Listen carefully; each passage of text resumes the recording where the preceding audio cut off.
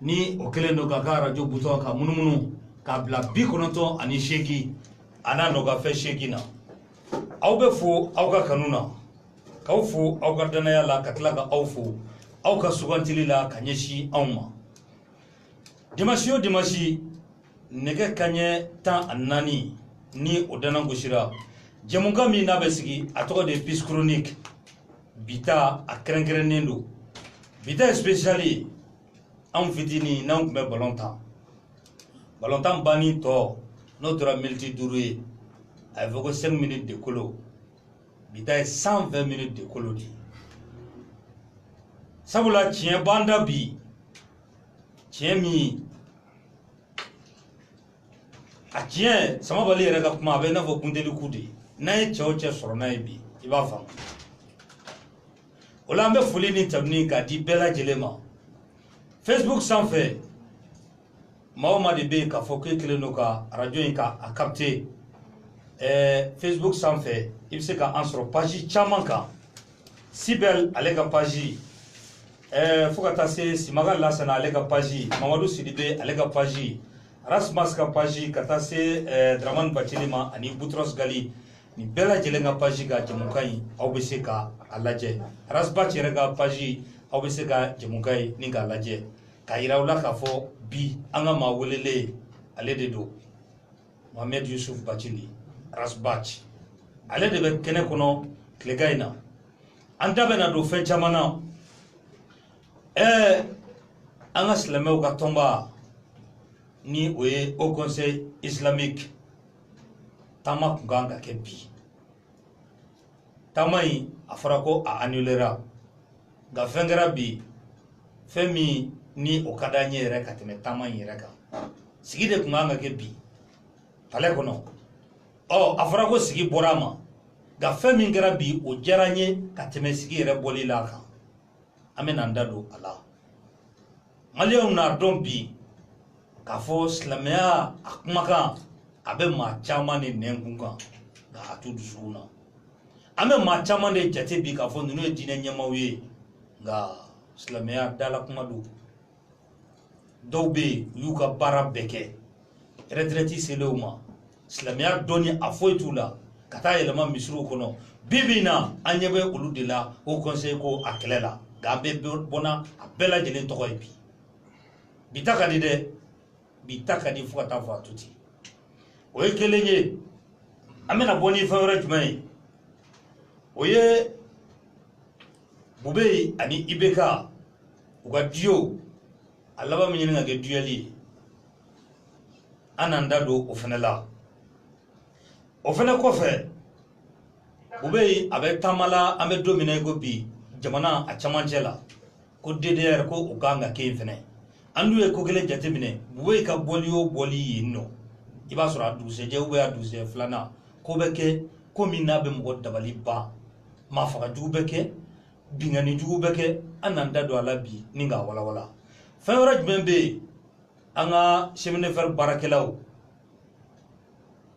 u ye baarabila kɛ k'a sababu kɛ kalo 9 o juru bɛ faamaw la o dɛsɛ bɛ ka sara école karamɔgɔw olu fana ye tile 3 baarabila kɛ da bɛna don nin bɛɛ lajɛlen na ni o fana bɔra yen Faransiikaw fɛ yen consulat ani diaspora cɛ ko dɔ bɛ yen an ka maa welelen ni o ye Rasbach ye a bɛ ni da don nin fana la ninnu de bɛna kɛ an ka bi kibaruya girinw ye da bɛna don minnu na ni ka a walawala radio Peace FM a anniversaire bolo dalen don ni k'a bila le 4 janvier la an da bɛna don o fana la concours a lancera émission ni ɲɔgɔn cɛ Samabali an bɛ 5e position de la sisan bɛɛ b'a ɲɛ fɔlɔ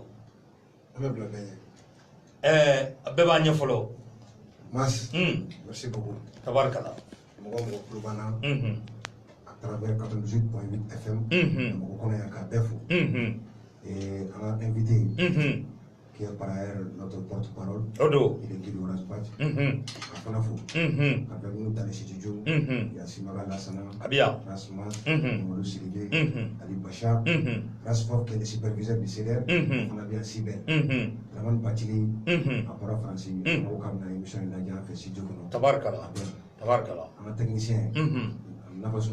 chaque Sidibé y'a ka kunu dɛ parce que bi ta ka kalan mɔgɔ mɔgɔ kulo b'an na Boutros Ghali chef protocole k'a fo tabarika an ka musokɔrɔba Basitu an dala kɔnɔ k'a fana fo émission a b'a lamɛn Basita Aïdara Ciceni émission a b'a lamɛn ma gɛrɛn parrain tonton Abe Assa Simaga ma tɛ da la Simaga électronique da la ma gɛrɛn parrain a fana kulo b'an na k'a fana fo i taa waati caman tɛ yen ma san ka taa sogoba bɛ yan nɔ an bɛ foli ani tɛmɛni an bɛ o d'a ma an bɛ don ni fɛn fɔlɔ min ye o de ye dossier min ni an ye a kuma lancé Sam Samabali y'an semaine fila ye an b'a kuma fɔ k'a fɔ n'o y'a sɔrɔ anw bɛ ka min fɔ n'o y'a sɔrɔ nkalon don ni maa wɛrɛ bɛ yen papier wɛrɛ bɛ e bolo min ka girin ni anw ta ye i ka na n'a ye an b'i bisimila o ye jumɛn ye o ye Sisogolakaw ka du ye Madinɛkura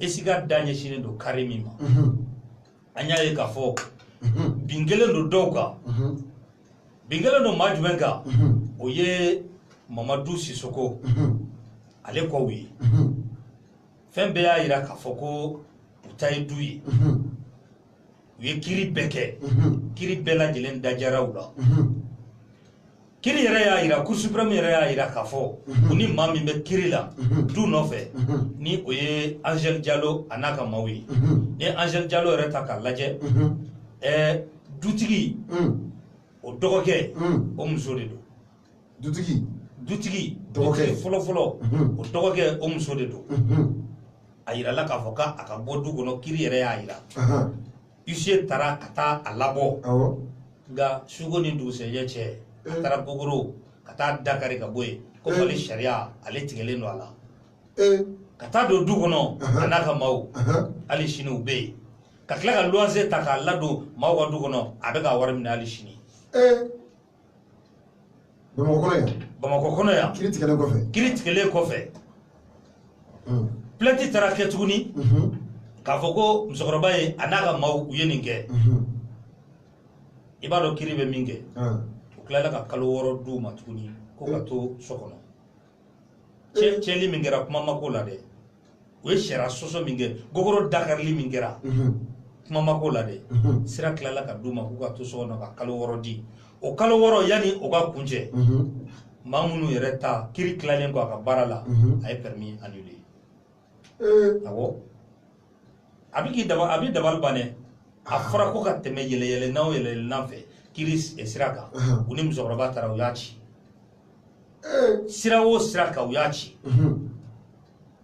kunnafoni an y'a sɔrɔ an y'an ka sɛgɛsɛgɛliw kɛ a jɛlen b'an bolo maa minnu bɛ yen k'a fɔ k'olu bɛ k'u dɛmɛ komi bi ta ka kalan an bɛ danni yɔrɔ na nka sini sɔgɔma maaw k'u sɔgɔlen to Peace FM na k'a daminɛ sini na sa fo ka taa se don min ma kɛlɛ in an bɛ n'a kɛ sini 7h pile maaw k'u sɔgɔ Peace FM na sinikɛnɛ maaw k'u sɔgɔlen to an na o kɔta fana k'u sɔgɔlen to an na an bɛna tile 3 k'a kan ni min bɔra a la maaw n'a ye a dossier jɛlen k'a kisɛ k'a kɛ maaw tigɛ maaw ma da b'a la an da bɛna se a bɛɛ lajɛlen tɔgɔ ma yani an ka kuma di an ka maa welelen ma ni o ye Arasbachi ye an b'a lajɛ Peace FM an ye san 4 an bɛ n'o sɔrɔ anniversaire o ye le 4 palais la an b'o o spot latɛmɛ wayi trophée bɛ n bolo Sidibe bɛ ci Sidibe jumɛn Cheikh ale kɔnɔ de ka bon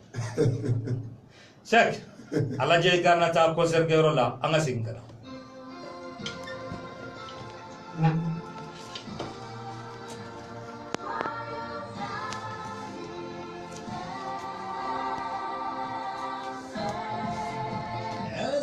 Interi fɛn min ma b'a fɔ fɔla mato nɔfura radio Peace FM aw ka radio mandi a ye san 3 sɔrɔ o hukumu kɔnɔ u y'u bolofa k'a to ka concert belebeleba labɛn min bɛna kɛ juma don janvier kalo tile 4 palais de la culture la nɛgɛ kanɲɛ 21 o waati artiste minnu bɛna t'u bila u fila n'u dɛmɛ la Babani Kone Siraba ni o ye Jelimusow ka terminus ye ka fara Sidiki Jabate kan a kan do Sidiki Jabate ba musique pour le 4 janvier. Je suis et je suis faux. Urgia Kone na Rosa. tout à Cambé de Katchangi avec la culture. Alia Koulibaly. 4 janvier à la Solama, mais nous sommes pas de la culture et puis c'est un corridor. Fatim Diabaté la haute gamme.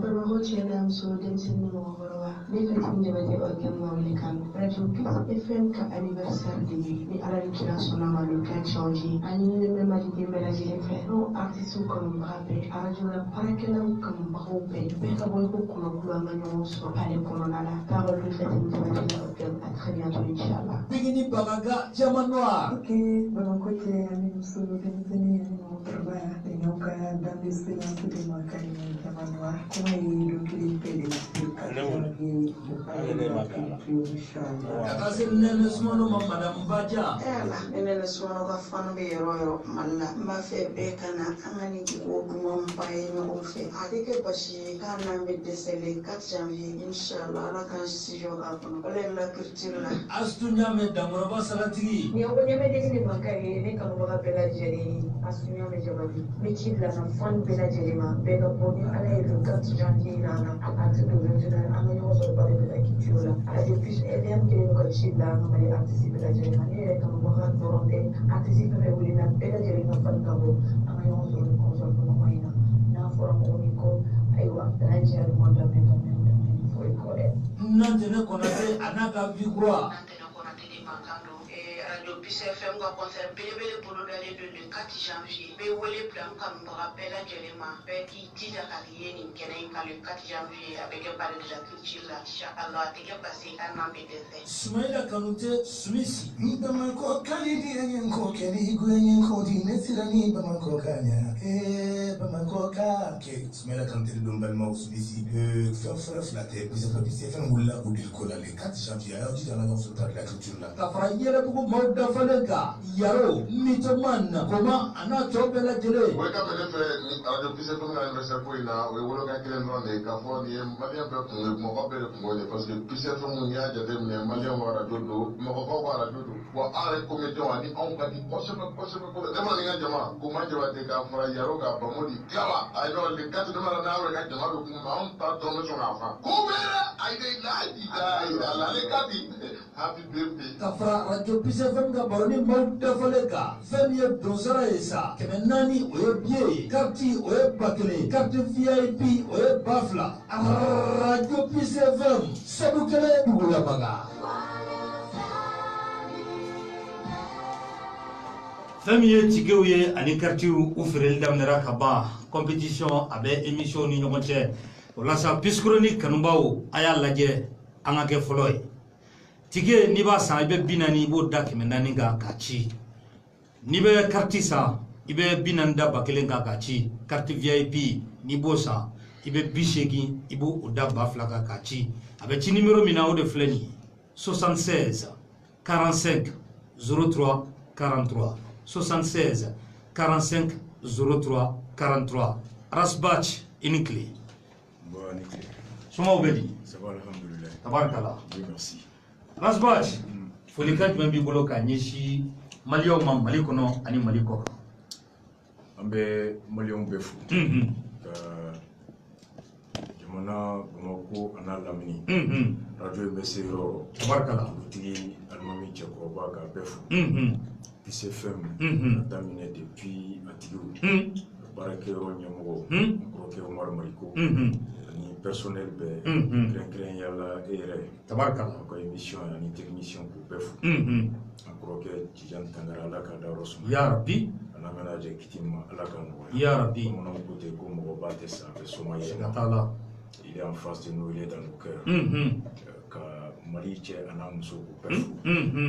Kumakan bɛna bɔ an da Ala ka kɛ kumakan ye mun b'a to an bɛ fɛn sɔrɔ a kɔnɔ k'an yɛrɛ dilan. N'an y'an yɛrɛ dilan an jɔyɔrɔ faso jɔli la. Kabila jɔli la. Yɛrɛ dilanni na. Ka se k'o sɔrɔ. Mariku ko n'i nana ko k'a ka foli f'i ye kosɛbɛ sabula i bɛ ka dɛmɛ min kɛ radio in ye concert la ko k'i fo a la kosɛbɛ. Merci vraiment aw de ye ni foli ka kan. Parce que an bɛna sigi sujet min kan. Mɔgɔw ka dɔn k'a fɔ ko a projet kuma ɲɛbila don ka Mariko ka kuma sɔn ka aw ni foli ka kan k'o dalilu labɔ. an filɛ nin ye cɛ ni cɛ ka jɛ kumakan kungo min bɛ yan bi a baara daminɛlen bɛ depuis mois de mai contrat signé na Mali jamana ani Pays-Bas jamana cɛ miliyari 1 ani miliyɔn 800 kɔ wari o layidu taara ko baara bɛ kɛ Mali jamana fɛ depuis mois de mai bon a taara maa min fɛ n'o ye Bube Mayiga ye maa tɛ maa min ko dunan don Mali la maa tɛ maa min hali n'a bɛ Mali la a t'a dɔn ko nin ko in k'a bɛ se ka kuma lawuli donc ka d'a kan maaw hakili mana jigin 2009 a kumakan kelen ɲɔgɔnna wulilen k'u b'a don code de famille kɔnɔ silamɛw ye wulikajɔ kɛ a kɛra ka ATT jagoya a k'i ban ka sariya in k'a lawaleya a y'a lasegin ka taa miiri filanan na n'o ye deuxième lecture ye assemblée la donc san 2010 kɛr'o la 2011 ko la kɔdi nana ta décembre kalo tile 9 san 2011 gouvernement min ye san 2 kɛ silamɛw kelen ka bɔ k'u ma sɔn ko ni projet fɔlɔ ma ka bɛɛ yala wele ka bɛɛ lamɛn ka n'a ye k'a fɔ fɛn tun b'a kɔnɔ fɛn min n'an ka danbe n'an ka diinɛw tɛ bɛn u bɔ a la mun n'a bɛ bɛn bɛnkɛlaw kan ATT ka sɔrɔ k'i tɔgɔ nɔ bila o la député ko adopté ATT ka promulgué gouvernement min y'o baara gouvernement de kɛra ATT ka gouvernement laban ye Mariam Kayiraba a gouvernement sigira avril kalo tile 5 san 2011 gouvernement n'i y'a lisi kalan ministre des affaires étrangères mun ye ka taa Mali danbe ye Mali taabolo maliyɛnw fɛla maliyɛnw ka hakɛ ani maliyɛnw ka hɛrɛ k'o tɛrɛmɛ k'o lajamu Mali ni diɲɛ jamana wɛrɛ ɲɛmɔgɔw ɲɛkɔrɔ n'o ye ministre des affaires étrangères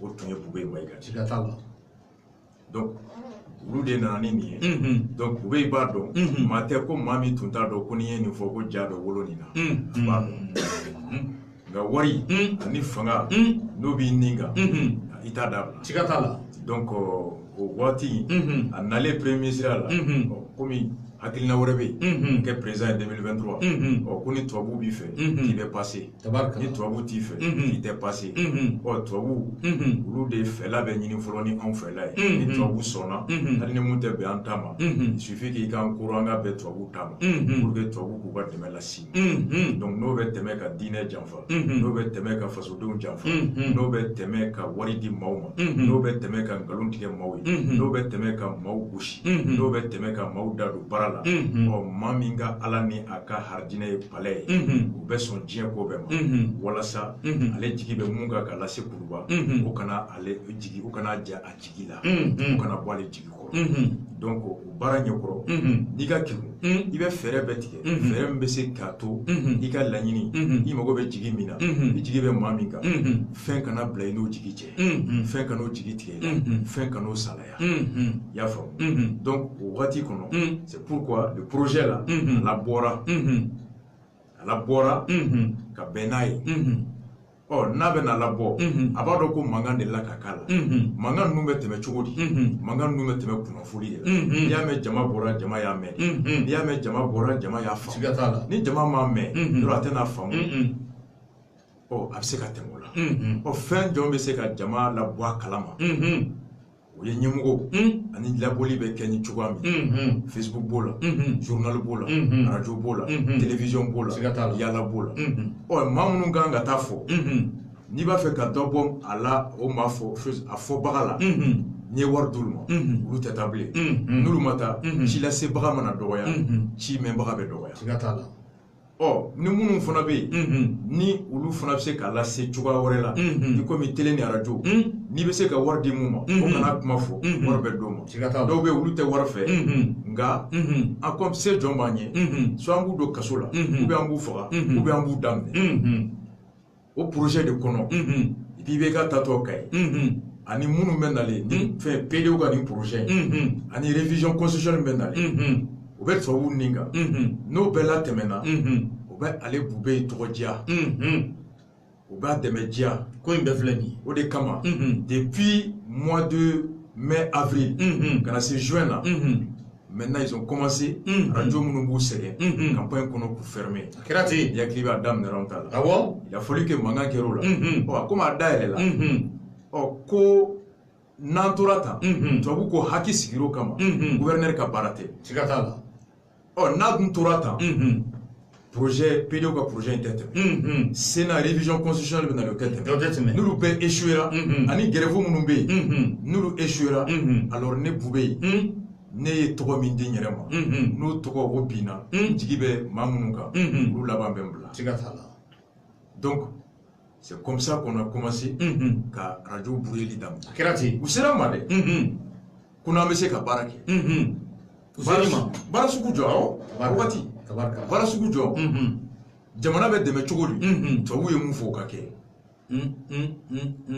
an ko n'a t'an ka hɛrɛ la an t'a kɛ ban kɛlen o de ma alors où sera la radio fermée? Radio fermée les fona. Moi c'est là moi. Tu sais que la radio c'est bien émission quand il y a. Jamana be orom na sujet dobe nan sira ko bla. Moi qu'on a da damne lima. Fona y tient ouli. Warubi. Mais à ce niveau là,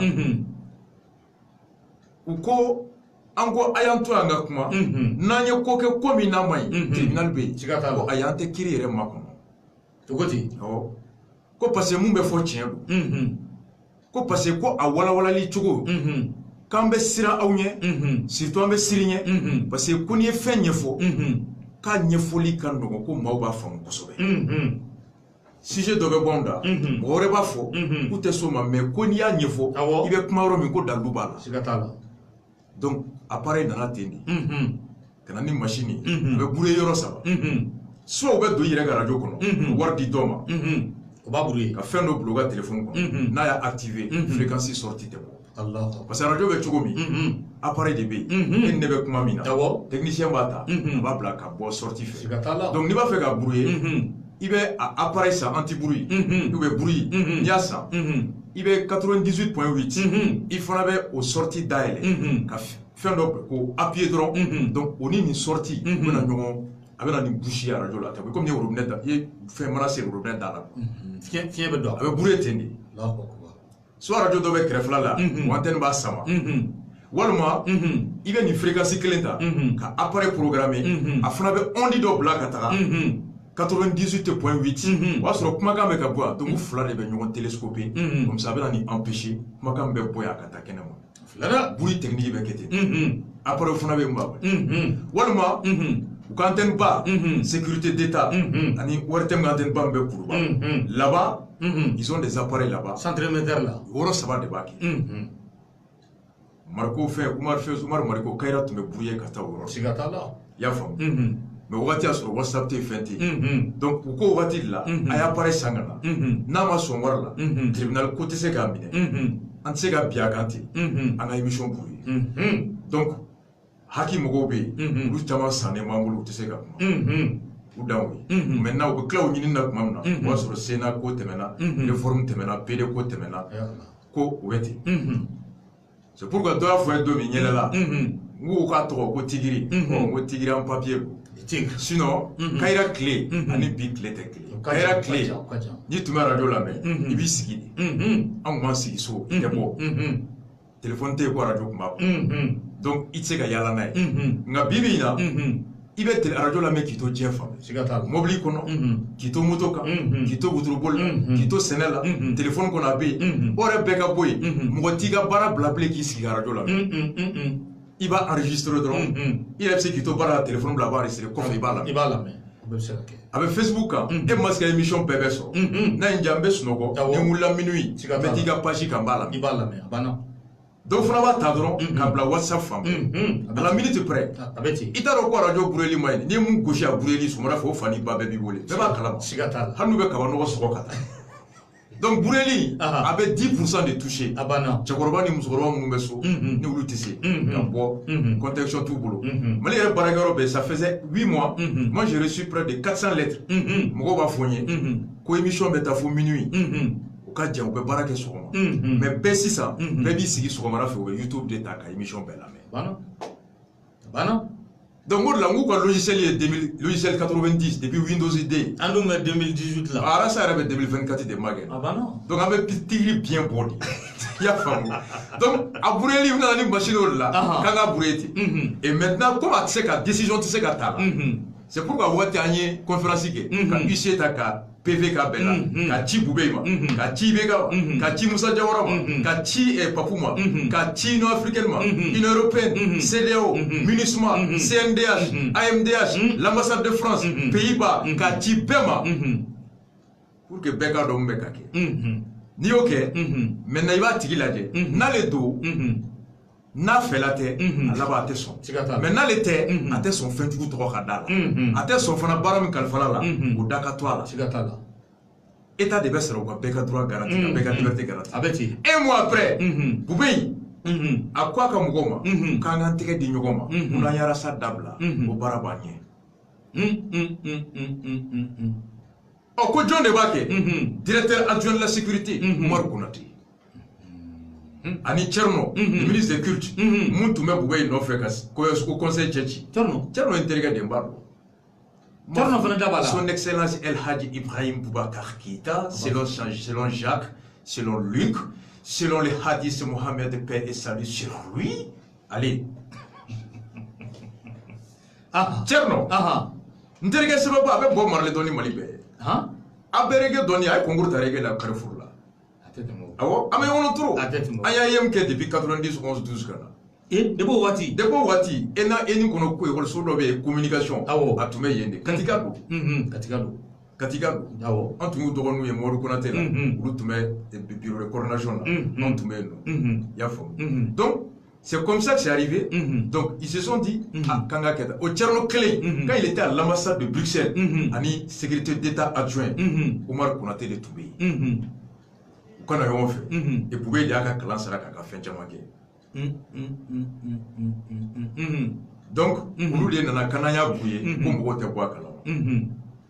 Ami comme vous munga kunu, ni muna fwe meye la kwa non, ni rebe sanga do. Andamna do la sa raspa. Donc c'est pour dire que au wati de kono, au bolo kube no ke, Mariko, PCFM, ani sax, ou ko liberté d'expression. Mali radio be ya mariali, émission be be, il a retransmis. Il a synchronisation, il a retransmis.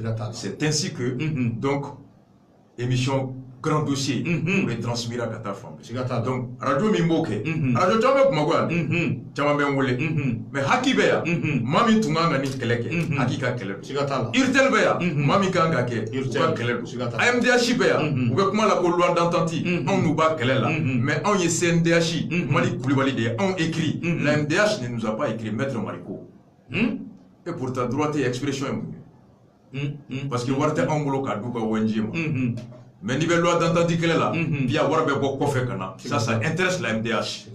Mais quand les Maliens sont privés des droits de parole, la MDH n'a même pas le temps de te répondre. La MDH clé, vous me cassez un débat là le jeudi passé.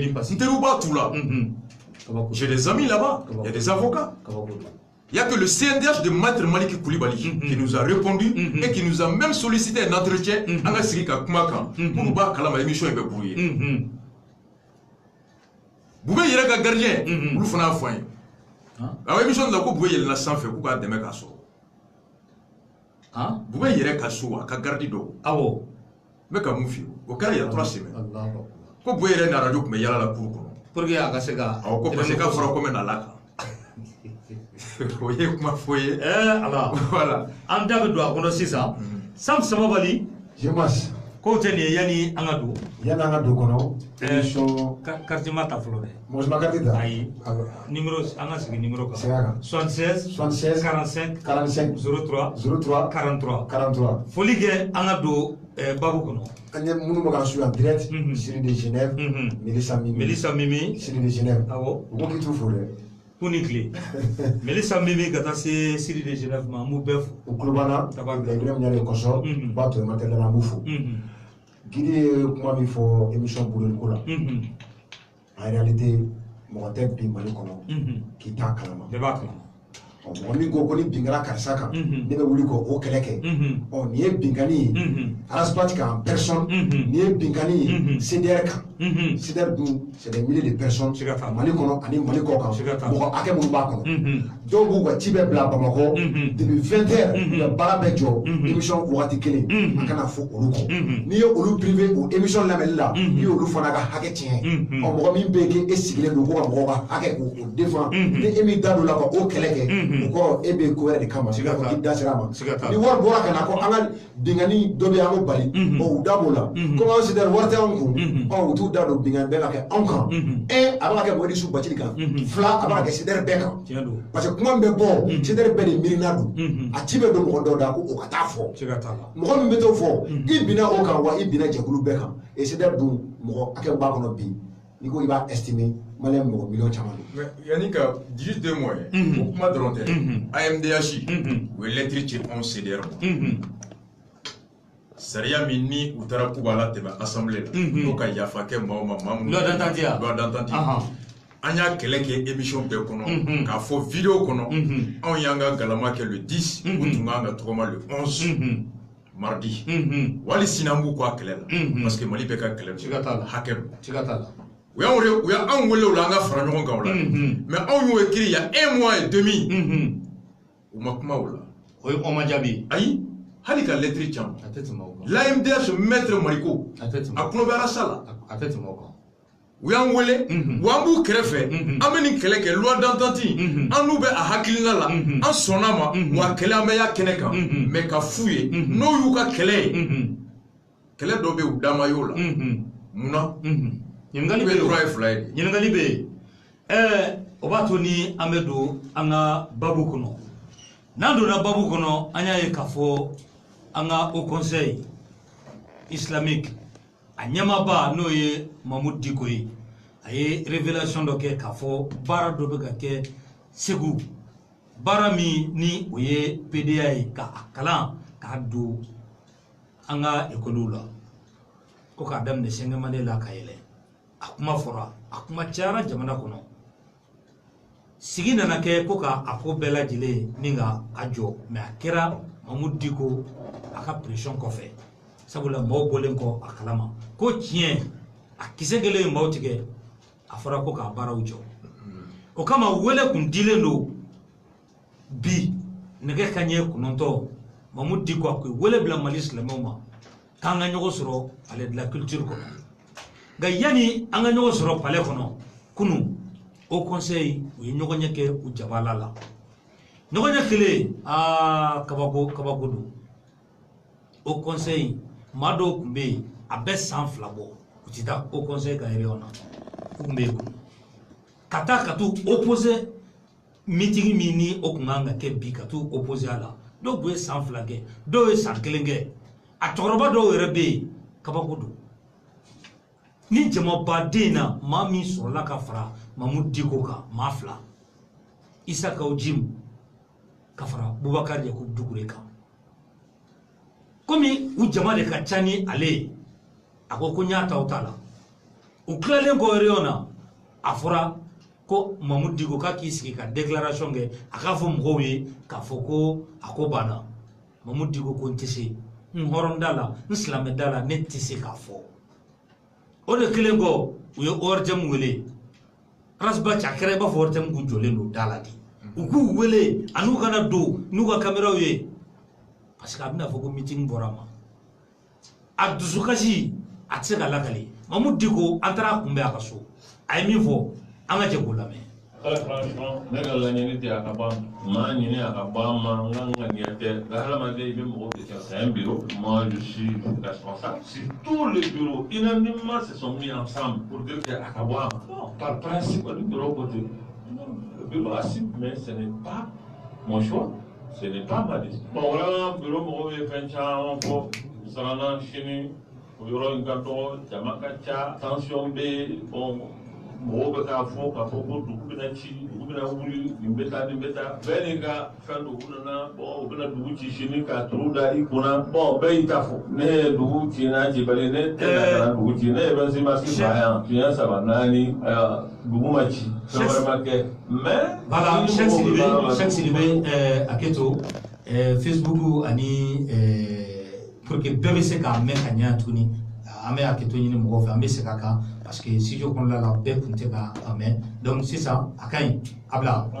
ne ka laɲini tɛ a ka ban maa ɲini a ka ban ma n ka ŋaniya tɛ nka hadamaden i bɛ mɔgɔw de cɛ c'est un bureau moi je suis responsable sur tous les bureaux unanimement se sont mis ensemble pour dire que a ka bɔ a ma bon par principe le bureau côté le bureau assume mais ce n'est pas mon choix ce n'est pas ma vie bon vraiment bureau mɔgɔw ye fɛn caman fɔ salana sini o yɔrɔ in ka dɔgɔ jama ka ca tension bɛ yen bon mɔgɔw bɛ k'a fɔ ko dugu bɛna ci dugu bɛna wuli nin bɛ taa nin bɛ taa bɛɛ n'i ka fɛn do u nana u bɛna dugu ci sini k'a turu da i kunna bɛɛ y'i ta fɔ ne ye dugu ci n'a cibali ne tɛ na ka na dugu ci ne ye Benzema si fa yan fiɲɛ 3 4 ayiwa dugu ma ci fɛn wɛrɛ ma kɛ mais ni mɔgɔw bɛ baara la n'olu fana y'u ka inquiétude yira u bɛɛ farala ɲɔgɔn kan k'a fɔ ko u b'a ɲini fɛn nin ka kɛ bon ne kɔni b'a jira u la k'a fɔ ko in kɛli a n'a dabilali a man di ye nka n bɛ jama de cɛ la n'u y'a kɛ cogo min na n b'a to olu b'a kɛ walayi ne tɛ se ka fɛn fɔ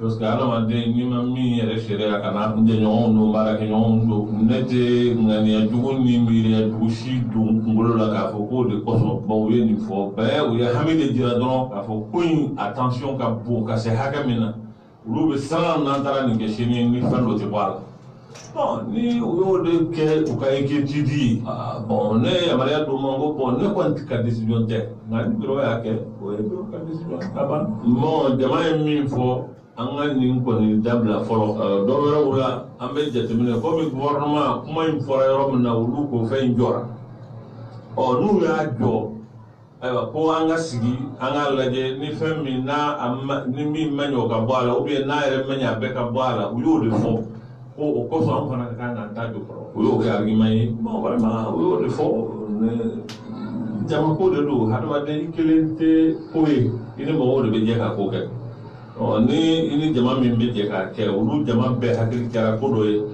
bon ni i y'a diyagoya ko f'a ka kɛ ni fɛn dɔ taara bɔ a la o responsabilité e de b'o ta bon mɔgɔw bɛna faamu fana laɲini wɛrɛ bɛ e la ko in na min tɛ an bɛ kɛlɛ min na ne dun laɲini wɛrɛ tɛ n na agenda wɛrɛ tɛ n na ni kɛlɛ wɛrɛ bɛ n kɔnɔ n b'o kɛlɛ kɛ n tɛ n dogo o la mais o tɛ n na bon je suis vraiment très amer je regrette parce que n hakili la silamɛw ka hakɛ de ye min kɛra o ka fɔ silamɛw vraiment c'est leur droit min fɔra an ni faamaw cɛ an bɛnna min kan mais an ka silamɛw wele k'o f'u ye k'a f'u ye ko ka taa sigi ayiwa o labɛnnen ni fɛn wɛrɛ min bɔra a la an b'o f'u ɲɛna mais ni mɔgɔw jɛra ne y'a fɔ cogo min na bɛɛ sirama k'a fɔ ko in bɛna laban ka kɛ ko wɛrɛ ye bon ne dun ɲɛ t'o ko wɛrɛ yɔrɔ la bon n'a y'a sɔrɔ ko wɛrɛ kibaruya b'u bolo min tɛ ne bolo n'u ko a ka jɔ o ka jɔ bon a bɛ dugawu kɛ siɲɛ wɛrɛ ni Ala sɔnna ayiwa ala ayiwa ni min ka kan ka fɔ o la fɔ mɔgɔw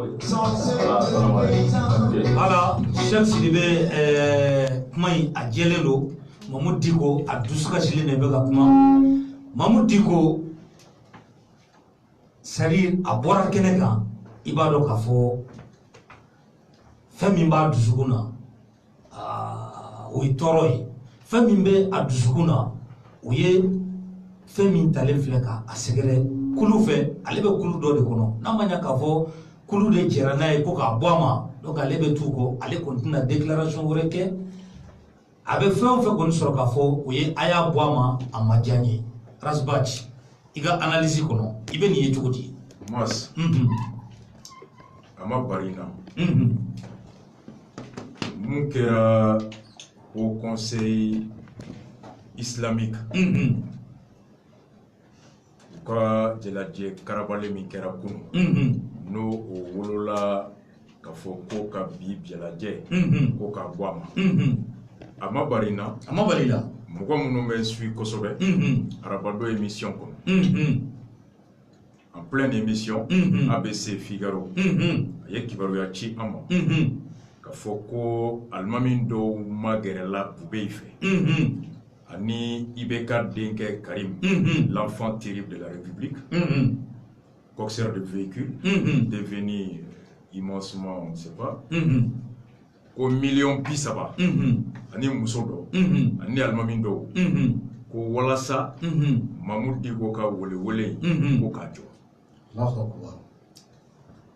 o dugusɛjɛ u bɛ ye u reçoit an y'o ye télé la a ye minnu reçoit n ye vidéo kɛ kunnasini n ye karamɔgɔw y'a kɔnɔ karamɔgɔw n b'u dɔn a banna n dalen b'u a banna mais n ye karamɔgɔw fana y'a kɔnɔ n b'u dɔn n'i bɛ businessman ɲini Mali kɔnɔ n'i tɛmɛn'u kan i b'a jɛ merci n bɛ fɛ i ka nin de fɔ Lafiyabugu Kaburudo a kɔfɛla an tun b'a wele ko Mali foro an wolola ka mɔ ye an tun bɛ balontan ye fo dans les années 2005-2006 Kaburudo nana fa Isa Gindo bɛ mɛriya la silamɛw y'a ɲini ko ka dɔ fara Kaburudo kan hectare 3-4 ɲɔgɔn na dira ko ka hectare 1 fara Kaburudo kan a tɔ ko ka ye minnu tun wulila ka bɔ Jikɔrɔni ani Tariko olu rekaza kan an ka balontan tɛrɛ taara ten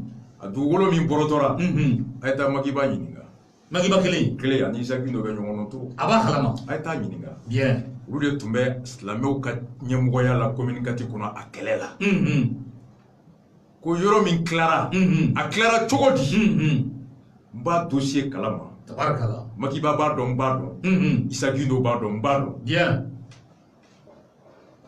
karamɔgɔw kun bɛ yen o don mɔgɔ t'u ka baara dɔn kalo sara la fosi mɔgɔ bɛ katikati kɔnɔ ko kabako de don i y'a faamu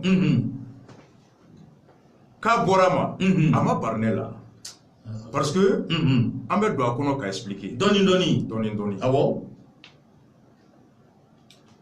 kunun de b'a fɔra n ye n jɛɲɔgɔn fila n k'u ma n ko alhamdulilayi ko mun na n ko non n k'u yɛrɛ ye ko kɛ ko min b'a to maliyɛnw b'a dɔn jɔn bɛ ala ko la jɔn bɛ faso ko la jɔn t'a la hadamaden n'i y'a koron hakili tɛ baara kɛ bilen dusu de bɛ ko bɛɛ kɛ mɔgɔ jatigɛlen bɛ ko bɛɛ kɛ i jatigɛlen bɛ ko min kɛ a ka gɛlɛn o ko ka ɲɛ fiɲɛ bɛ to i kɔ i harabatɔ i b'i minɛli dalu to i kɔ ye n'a ye Bubey lajɛ 2016 ni sisan cɛ Bubey hali a tulo bɛɛ jɛra Bomosi Nusi a bɛɛ jɛra Bubey kɔrɔla a nɛn na Bubey a fait un bond de 10 ans da bɛ Bubey ye sunɔgɔ ta ye ni fura tɛ a tɛ sunɔgɔ ani buwa bɛɛ il est sous antidépresseur hami de b'a kɛ la pression est partout donc o kɔnɔna na ni nin meeting kɛra a bɛ bɔ ni dalu ye dalu min bɛ ale ka baara tila bɛɛ nkalon da kɛnɛ kan o hami kɔnɔ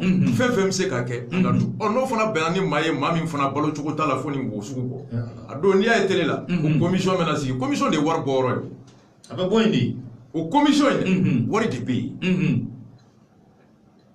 n'i hakili bɛ commission sigira ka Mamadu Babito ministre de la fonction ko denmisɛnninw ka baara ko palais de sport la j'étais là-bas a commission présent c'était Makiba million hakɛ min bɔra o don ko ka maaw ta ka bɔ ka na a ye taa Makiba ɲininka k'a bilan bɛ min a b'a dɔn o tile damadɔ Musa Bafara taara Kulukoro ko contre l'extrémisme religieux Kulukoro saliba kɔnɔ ye an bɔra ye Kulukorokaw ye mun fɔ an b'a kɛ o parrain tun ye Isaac Sidibe de ye n bɛ k'a expliquer ɲɛna nana ye dɔɔni donc minnu welela u welela kun min na a kun k'a bɔra ma ni a tun barili la o kɔrɔ kɛ e tɛ Bubey bɛ baara kɛ cogo min e t'o dɔn wa minnu fana tun bɛ yen olu fana bɛ lahala min kɔnɔ i t'a caman dɔn n m'a fɔ a bɛɛ da a caman i t'a caman dɔn mɔgɔ min ye dɔɔni kalan maa min bɛna baara kɛ ni jɛlenya ye o bɛ fɛɛrɛ ɲuman ɲini o lafiyalen bɛ taga mais maa min ni baara min kalifa i la dɔɔni t'i la walima ŋaniya t'i kɔnɔ n'a bunna i bɛ haraba maa dɔw bɛ yen ko bilennen ka tasuma faga olu bɛ s'o la mais a lafiyalen i k'u k'a mara o tɛ se on les appelle des hommes de circonstance. Et comme les Bob Dinar, ou les Boubé, oui, c'est les Bob Dinar. Tasuma Wulaïba voulait qu'on avait Binga Kafka, n'a pas la Tseka Boumara. Boubé n'a pas la capacité intellectuelle de diriger une famille, une nation. A ma quelle était une femme, une terrible. N'a y'a bien aussi, fiston, y'a mon tonton, à mettre mais. Abana. A quand gagner mon livre, n'y a que donc la à album BDC. N'y a Boubé qui est dit à album BDC. Allah Akbar. Je t'explique. Boubé ni Ibeka Bé, Maute Komounou, mais c'est qu'un miri, a fait na Walia, mais ni miri qu'à Douma, la Waliato, sont des bons exécutants. C'est la première fois que Boubé se retrouve à la tête d'une mission qui regorge de beaucoup de secteurs. Il n'a pas la capacité de diriger une mission multisectorielle. Sécurité d'État, service entier, ministère, affaires étrangères, défense et abana. Mais coordonner un gouvernement, mon côté. A blara la yoro mi donintala. Boubé ka kobete ka somai. A kobete ka nganiatala. Mais a donintala. A tissé. A ya tissé. C'est pas être devenu premier ministre que tu improvises les capacités de bien gérer. Boubé était médiocre à la primature. Il est peut-être un bon pour que la situation de gérer, mais il n'est pas quelqu'un de bien pour concevoir, planifier, conduire. Vos responsabilités de Bouaka. Donc à ma barnella, l'échec était prévisible. C'est pourquoi il était domaine chez où il peut réussir. Domaine fou était que Boubé réussira. Mogote moli kono bi ko mun ka impopularité be Boubé tanye a commandé opposition gauche et opposition parti jonjo ka ko doyi mai ibe majorité parti jonjo ka ko doyi mai ni e courage de pemba bi bafa ni a diadema ba bi bafa société civile accordé joint il ne plaît à personne anakuma kun kadier premier campagne wati parce qu'il avait reçu c'était la circonstance. C'est un homme de circonstance. Ni Boubé profil étudié. Boubé n'a été Boubé que lors des moments difficiles. Quand il trouve la solution, ni ma boué, il va récolter l'aide à toi, à toi, Wallah, c'est pas. C'est une analyse. Intéresse-toi à Boubé de 90 ans maintenant. Chaque fois que Yoron y en a présent, parce qu'elle n'a pas bêché. Maintenant, vous n'avez pas avec des techniques, des pratiques. Tout est son moment, allez, soama.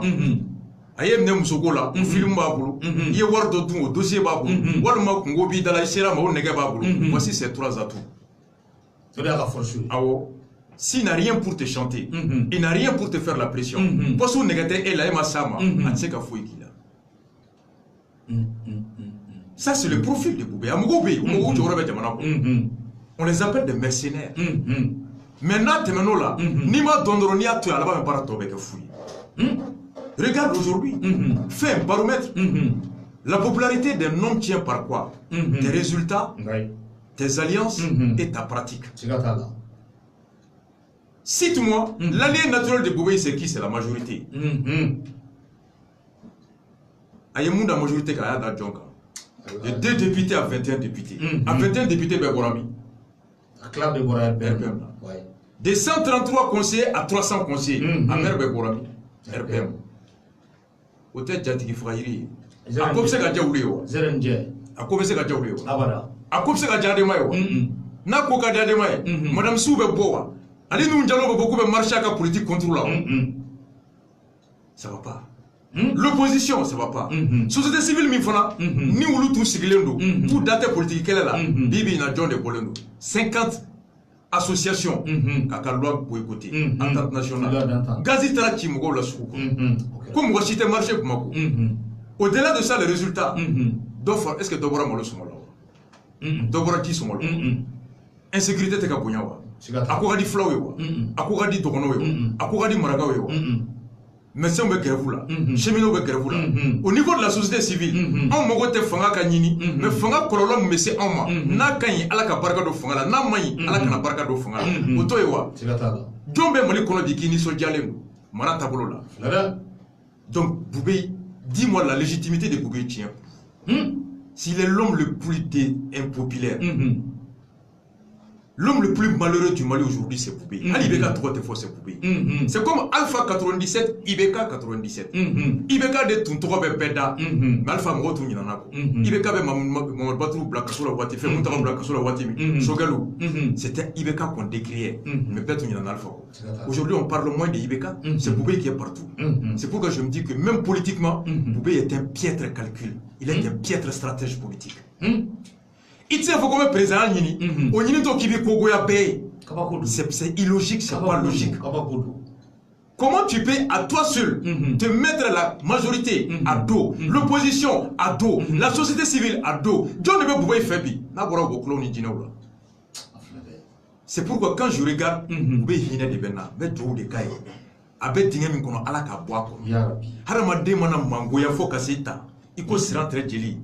faut lui souhaiter. C'est-à-dire que là, depuis quand j'étais content, j'ai dit que c'est grave.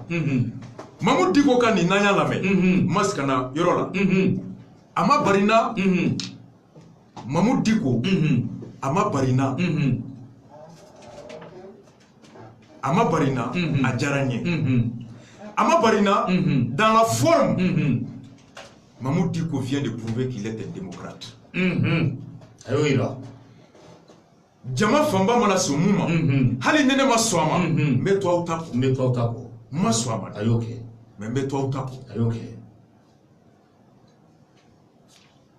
Ou t'es formé. Oui, argument fait faux. Palais Kardogana de. Bombe chide. Mangame na wulide. Yaga gali benade. Amadou Koufa benale. Coup d'état avec Ibekala. Coup d'état avec un million de war déclara. On y nous dirait. Ben Kashmiki ABC les 30 millions. Mais Kafi, Krakobe ou date de l'anima war douma, Moudok, elle m'a fait donner sans flow. Sans flow, tu t'as rien. Mouyou c'est un coup. Olu Beira Kunu. Mouyou c'est. Anga de Haut Conseil Islamique Casta. Dans la forme. C'est un principe démocratique. Une majorité pour maçon. Amangake. Mamoud Diko va accepter. Je suis d'accord avec lui. Mais Anga na fona. Si ka faute yo kunjo. N'ambe bo, abela benchugodi. Nante bo atela bo kunjo. C'était ça l'ordre du jour. Oh, ko kanga na bo, uluka kunye, kabeke kore. Uluka kunye, ko insécurité pays. Ya famu. Ko kunye. Awo. Oh. Nga n'ambe bo, ko kunfune ko gouvernement ko kaya aboama. Anga do sasiko mamu diko mafo amafo kabe tarafo ko atafe akwa meta nyefo mauri la sensibilisation gouvernement ko anya suspendu mafo ko retirer ni ko ka vorama kunta la ble ateke ble kunta mais anya nyongri ko ramse ka wulina e kuma be wati be on abe wuli domina nyala na ke ubena la botuguni odonga nga soro islamo ko kiboro be hake jona ngali be on n'a fora ko ni tumena bari masla mariko ko bon ay kele ka jora a jole a mas ni ne tumbe ko ku ya nyongiri na o ka don a nyongela ka to ni hake de la ni tumba ko ko ku ba fe kan ke ni beta kene ka ka do ko ni tumbe anga la ni ne ni ika ko no ka anga do ko conseil ka statut ko conseil islamique ou ka kuma kayemu ou koko ni a statuta a préambule kono kana se a préambule follow ou que soit issu de vous une communication au conseil gafin Saria Mintara 2004 n'avait association à article 2 à Kodi à quoi le Haut Conseil islamique du Mali regroupe et représente tous les musulmans et toutes les musulmanes ainsi que tous les mouvements associatifs. Cela me tombe bas. Article 3. Petit 1. La devise du Haut Conseil islamique, il n'y a de divinité qu'Allah et Muhammad est son messager. Allah flatté, Allah te Muhammad yaka chide. Article 6 code. Quand le Haut Conseil islamique du Mali s'intéresse à tous les problèmes du Mali, à tous les problèmes du Mali, des musulmans et des musulmans dans tous les domaines sans exception. Au Conseil islamique, Abba Magodo, Kungo Fefe Mali Kono, Adabe Dola, Oyaka Kelekoye. silamɛ bɛɛ ani silamɛ muso bɛɛ wa hadamadenya taabolo bɛɛ kɔnɔ foyi tɛ yen ko silamɛ Haut Conseil da tɛ don a la. Article 6 a ko di a ko participer à la défense des libertés fondamentales et des droits de l'être humain conformément aux exigences du Coran et de la Sunna. Ko k'i da don kɛlɛla kɛlɛ min bɛ hadamadenw ka hakɛ an'u niyɔrɔ k'o lafasa hakɛ ni niyɔrɔ min ni o de dagalen bɛ Ala ani Muhammad sallallahu alaihi wa sallam ye mun to an kɔ a kɔ au tableau là conformément aux exigences du Coran et de la Sunna. Au Conseil ka baara kɛ. Participer à la défense des libertés fondamentales et des droits. Liberté fondamentale. I ka hakɛ ani ka niyɔrɔ o ye mun ye i ka hakɛ min Ala ye hakɛ min d'i ma Ala ye niyɔrɔ min daga ye ɲɛnamaya kɔnɔ k'o lafasa ani Muhammadu ye mun kɛ a taabolo la les libertés et droits fondamentaux conformément au Coran et à la Sunna. Ala ye yamaruya min d'i ma hakɛ la Ala ye hakɛ min d'i ma ɲɛnamaya kɔnɔ Muhammadu ye o mun yira an na k'o lafasa mun tɛ bɛn k'o kɛlɛ défendre kɔrɔ nin de bɛ kɛ nin tɛ kɛ o tɛ défendre ye nin de kan ka kɛ taabolo ye o tɛ défendre ye ni fɛn b'a fɛ k'o bali combattre sa o to ye wa Haut Conseil jamana y'a sigi o de kama ni ko ko n y'aw yamaruya aw ka hakɛ k'o miiri kuranɛ taabolo la k'o miiri Sunna taabolo la wa k'o lafasa aw da la aw bolo la aw ka kɛwale la o de ka kɛ taabolo ye o de ka kɛ yamaruya ye n'olu ye taabolo ye taabolo min n'o tɛ bɛn n'u m'o fasa u ye jamana sɔsɔ u ye Ala sɔsɔ siga t'a la n'u bɔra o la ko PDA tɛ bɛn kuranɛ kɔnɔ Ala ko k'a bɛ bɛn wa a tɛ bɛn Muhammadu ko k'a bɛ bɛn wa a tɛ bɛn ni aw y'o ta k'aw b'o kɛ aw ko n'an ye ko la ko min ni kuranɛ tɛ bɛn ko min ni Sunna tɛ bɛn an ye aw yamaruya aw k'o kɛlɛ. C'est le Haut Conseil a été créé suivant la loi. Je te rappelle la loi, c'est suivant la loi. C'est suivant la loi numéro 4 038 du 5 août 2004. Au Conseil créé là. Vous voyez yo de faux, Jimmy yo de faux.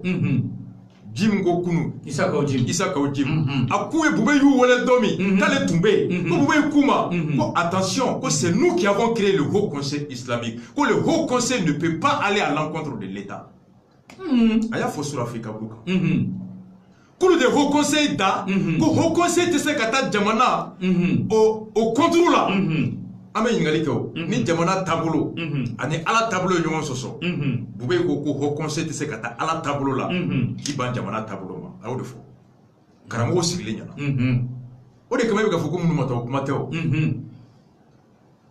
Isa Kauru Jim Afrique bulu ka surɔ a ko a sigilen bube ko attention c'est nous qui avons créé le Haut Conseil islamique ko a y'aw jɔ dɛ Haut Conseil min n'aw b'a kɔnɔ on va dire que c'est là on est en 2004 pas sur la ATT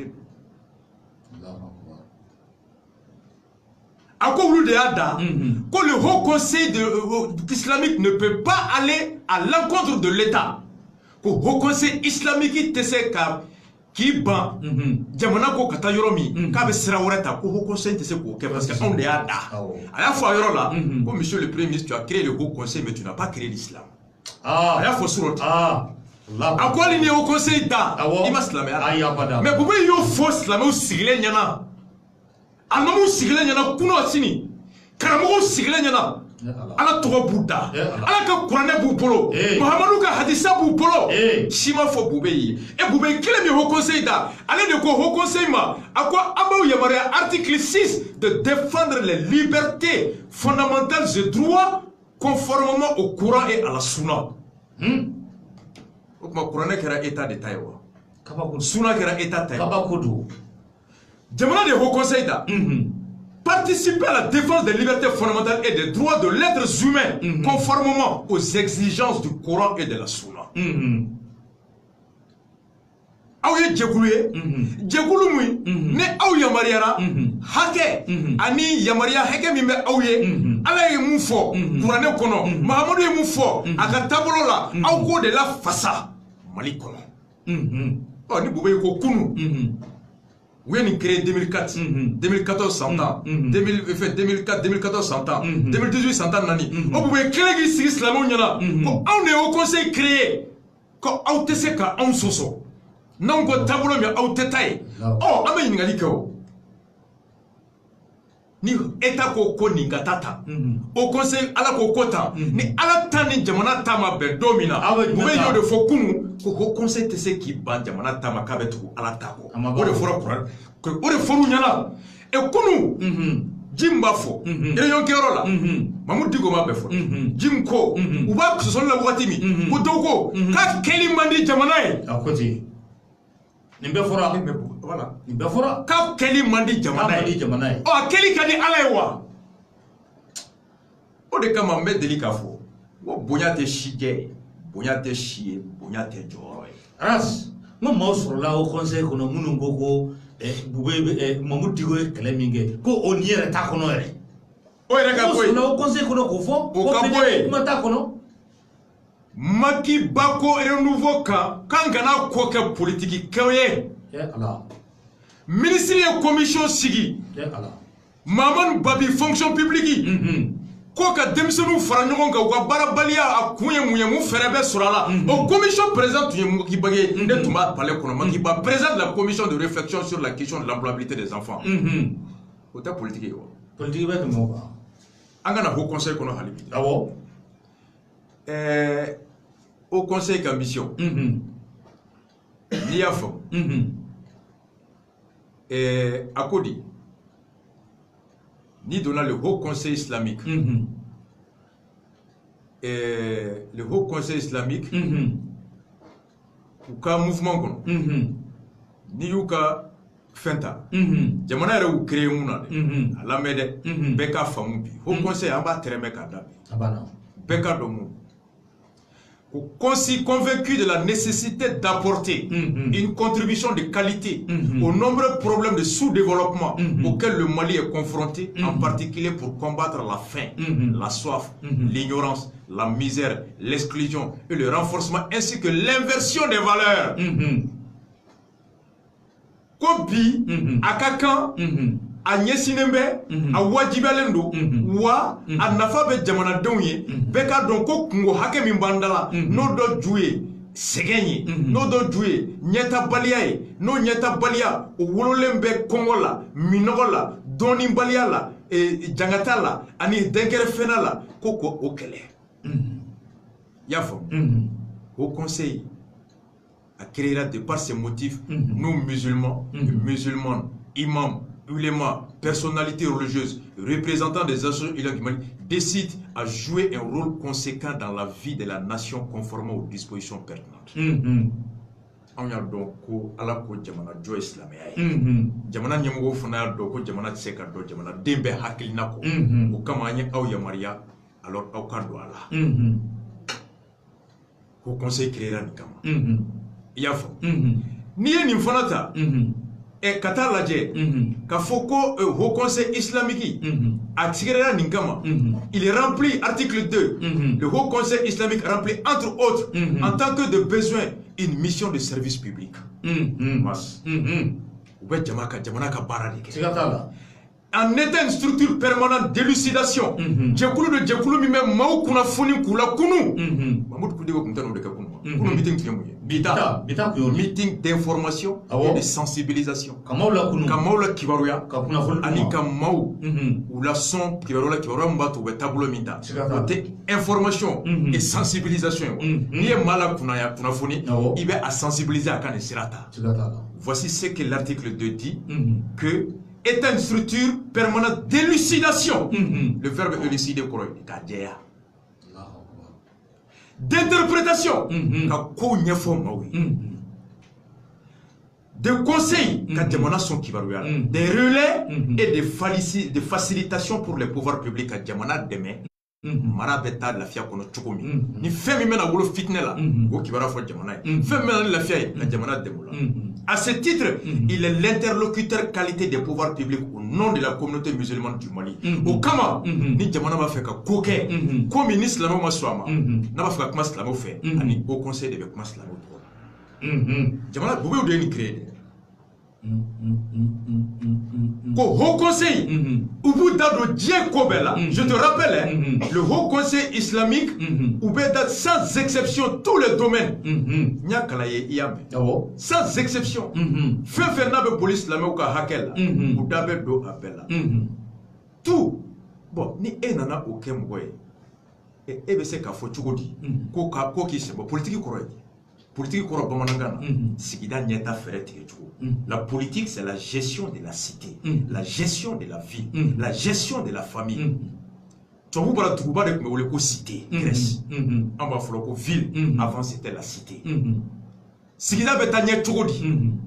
Sigida Sanali betanya chugodi. Sigida Dunga Kenya betanya chugodi, la politique de la santé. Sigida Dumbe la damu chugodi, la politique de l'éducation. Sigida Dumbe la kana chugodi, la politique de la sécurité. Sigida Dumbe c'est la collègue chugodi, la politique culturelle. Sigida Dumbe c'est la nyanaje chugodi, la politique du sport. Sigida Dumbe balogo be chugodi, la politique alimentaire.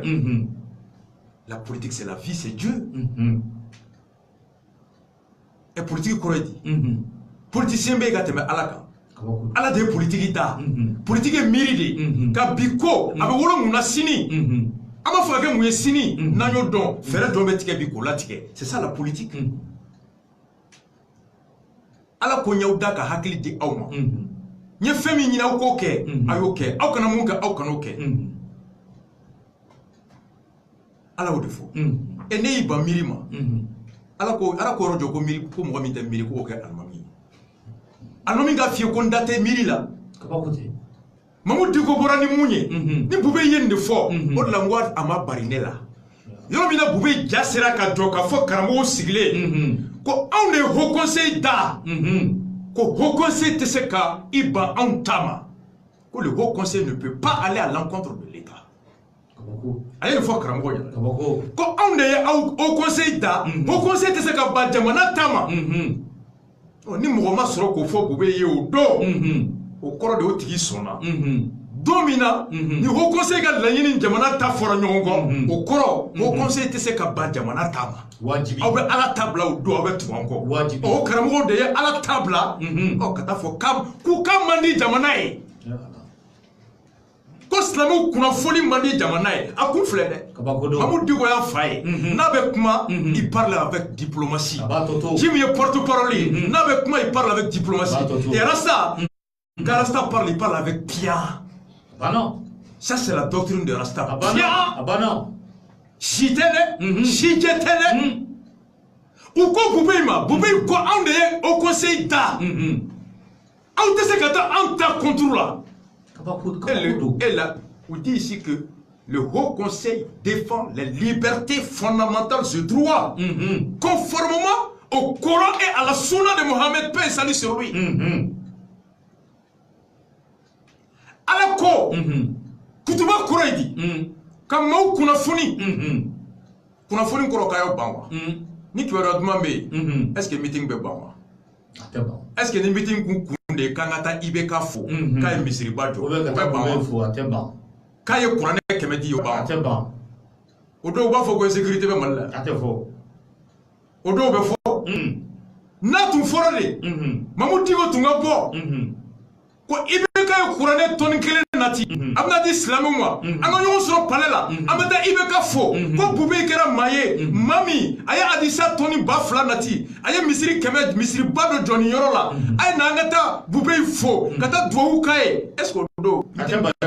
mais faut quoi sécurité bé karambo mun pied sans flaque mo so ko sel ko meta ka kana ke faut ka mingi parce que odo kuma fo ka angata akadi fam fanga shigatala mais ko ni mani fanga e anganata donc lu tay fanga kodi islamo kuna funi est-ce que ni kiratuma kuna funa to me ala donwa abada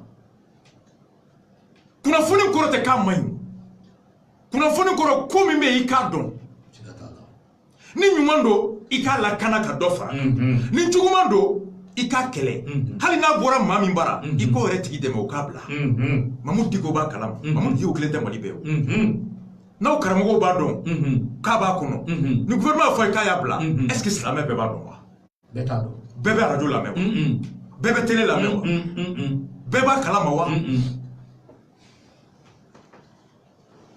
k'a kana ɲɛfɔ et haut conseil sigira de ko d'interpréter conseiller et élucider informer les musulmans sur leurs droits. On est fond, dans la forme, majorité a voté. Mais dans le fond, est-ce que beaucoup tu es combien ou commission de ou commission de ou commission de follow. Flana, argument mi fora, ko insécurité paye. John yiga juma dabla ko insécurité paye. Mamu digo eventement si fashion joli. Aya karamogo jombe ko ka John. E ka ta fa karamogo de ko juma seli ga dabla kare ko insécurité. Ko insécurité paye. Be blenda ka bi yere. Ni ala che. Parce que juma do mamunu be selu lu boto be warduma. Tigatala. Juma do fama munu beta seli lu boto be wardi. Tigatala. Mais ka fie de nyemu fo ma fe fo de ayi karamogo pe o be ne ninga tse ka bo eni ne dam. Tigatala o donen do. Kuma na koro. Ta fa doye ko juma dablara kare kono ko sécurité be. Ne te tigé ta là. Il a dit ce qu'il arrange, il a fait ce qu'il veut. La question était, on m'a mis au conseil de Yorojo. Question du pays. Ah bon? Maintenant, dans le fond, on a droit à donner. Et où m'a fait kate. Ah bon? Ko check a dit chef kate. Kate. Ma sœur, où m'a fait chien bala. Aïe, au anglais là maintenant. Yoro, ma cité blé mali ko m'a fait kate. Aïe, il m'a fait ko don tungora kate. Ah bon? Ah ouais, bobini medoru de ne tu jabi. Yoro ni wulu yoro ni ko bo ma ko chu abe mfo e ka wulu ne ko chu abe mu ne fo ta fi ko wo oh o te mirina yere o do de be bureau kono ba war du ma dro ko a ko chu so réunion bané o do primature là ou cla chaman do na bo be ka bureau kono ni mu ngora ala wari kadi nous ne vont pas faire bi ko le dîner nyama mais wula ngombe ka fiye ngo ala be ni belle bu en a un Tigatala au bas comment Jim Gokunu ko au conseil a barka ka dogara ka tokera imam pro ibeka imam pro contre ibeka aya for africa bloka so ko ye mali ko réunion min kera munu be ibeka fe munu tan fe ko de kuma fora a tokero di anga dine pro ko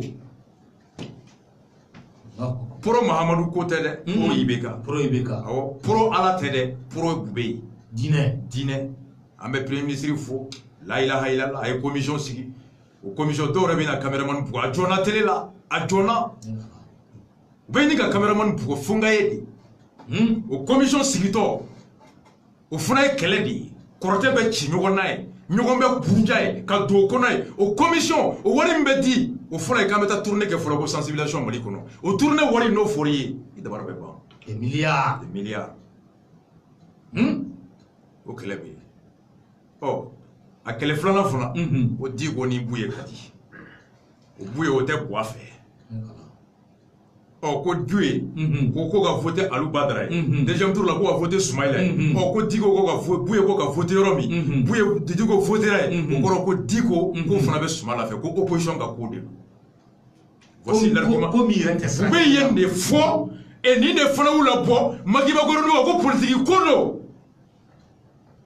anga jamana na tura ko ni ka expliquer re nanye kle shingalonka ambe be nyogono ambe génération abana ambe nyogono sigatala il milite fefe na ambe so abema réunion d'amener les primaires là boubé ko imama be se kata fara mo kan chogo mi munu ma voter ibe ka fe kene kay ako chogo di imama comme ça ta fara mo ko ma voter ibeka exact comme mo min ko ka voter ibeka politique ko de ne ko imama almamu nga tondi ta ko de ko opposition de ben ko fe ko ni di ko ni ke ko opposition de be boka marché o follow flana mamadou wa gasama bora ni million keme koye ambora kalama oh ko oye smala e di ko ni smala ka suru o funa ko ni occasion ka anta sara smala jigi bela mais ka ko intugu fie jami ba dogo tara sa on de la cité ala ko ya cité qur'an ko ya ala ko million keme min fora na di ay darama ko million keme min fora ko ya idara yi ne dara groupement leader nyamogo groupement leader mo ko kono ulu fana ko akodo be kata ni yoro la Diko ni Soumala kasu donc ni occasion lien ga ulu ni anga antasra Soumala la à travers Diko Diko tabe asa to de ko rasta pia Hamali. Voici le fond. On a politisé l'affaire. Nous pourrons politique. A Karamogo John de Bana. Ou ma Karamogo Franyogo ga Aïta Twabula. Ko ka ta fin nyefo yo. Ta mission politique ya. Karamogo John ko kanta ko ne politique baray. Karamogo mo ta Twabula capitale be yala. Ayala. Archevêque Kuntala. Aïdara Kuntala. Diko Kuntala. 2012 ou 2013, c'était pas la mission publique. John et Diko Blaka Kuma, Amadou Koufani, Mourofé, Centrila, Décret Matawa. Après dire ça, c'était pas la mission politique. Ni Slamou Djoro, mais c'est la façon, Fanga Demeka Fanga de la FIA, ou Slamou Wole, Aïta Kuma Docteur Oufé. Karamogo Djoro Matak Ma Jiju Fer. Karamogo Djoro de Slamou wa Grevou Maya. Kaïk Zendabla. Karamogo Mawouli, Kassé Maïstra wa Syndicat Maya. C'était pas une mission politique. On doit faire quoi politique quoi. Karamogo Matak Ma Docteur Ouka Syndicat Fer. On doit faire quoi politique quoi. Parce que ça les arrange le pouvoir. Ni dit quoi fait fois monter fanga arranger quoi politique quoi. Mais ni comme fanga arranger quoi à la quoi. O ma life fly wa. Ni ngali bendi. Ala fly wa. Ni ngali bendi. Est-ce que ala fly? La question c'est ça. Anko Maka mi fly. Mas Mouyen Dabarba. Ango yorotui. Mamoud Diko ye Saria Batu. Ayo conseil Batu. Ala ka ke. Munungo ka tekeo. Munungo ka bekeo. Ala be benga ni ato. Mais ame au conseil statuta. Boubé ko selon Jim. Ko ho conseil TC kata jamana. A contrôle. Allah. Koni jamana ko ku ho conseil tse ka foko banangu ou sigile ko on de au conseil da au tse ka tan contrôle et donc ko diko ko akeli mandi fangaye mo kuna fora nyela la nga ote bo marle kote ako you preach men don't tell me sky is under hold ko et toi le faux prêcheur ne me dis pas que le ciel est sous la terre ko wadulu kela muteka ala tafo kangalon tige ko kanina ijo ama ko sambulo betuma ako now we see the light we gonna stand up and fight for kambora ala ka chien kala mas akma kanko makan kelindro dawo. Le thème 7. Yoro, a te kurane kono ko selu. Seli fitiri safu o te kurane kono. Ala ko ayem bato. A ton na rodo. Thème mini Diko borane. Diko ma fambe bo bi kata fo ko adonta abota abo ambora munga ne do tungo kama chefo et le ministre de l'éducation abora ko Diko be ka kare kono kuma fo amake à côté moi c'est amake ko c'est des fantaisistes ko ngalo no ko rimerdo à côté Diko borani contrat ka boni papier be ministre ko ka tato alam bu ko ka dabla bu yere ma dabla de keleni ibeka nana ka bo français je crois alamsa yakli bala Diko kumana alamsa su nya kumagame alamsa yawo akmara araba duguja alamsa ne ame ibeka nana je crois le même jeudi ka bo franci atumangene khirati ibeka de nalenkelenga kumame ibeka ibube wole le vendredi soir quoi il faut immédiatement arrêter ça et rappeler les gens de secours cela ko donc ibeka ga ordre de do oui ma joare sinon Diko bora arabasu boy ma jo alamsa boy ma jo sibi juma ibeka de kangarda juma suku kana shi c'est pourquoi le samedi ordre de la dimanche ou kasi c'est Ibeka qui a ordonné l'arrêt de ce travail, c'est pas Boubé afle Ibeka tere Boubé tere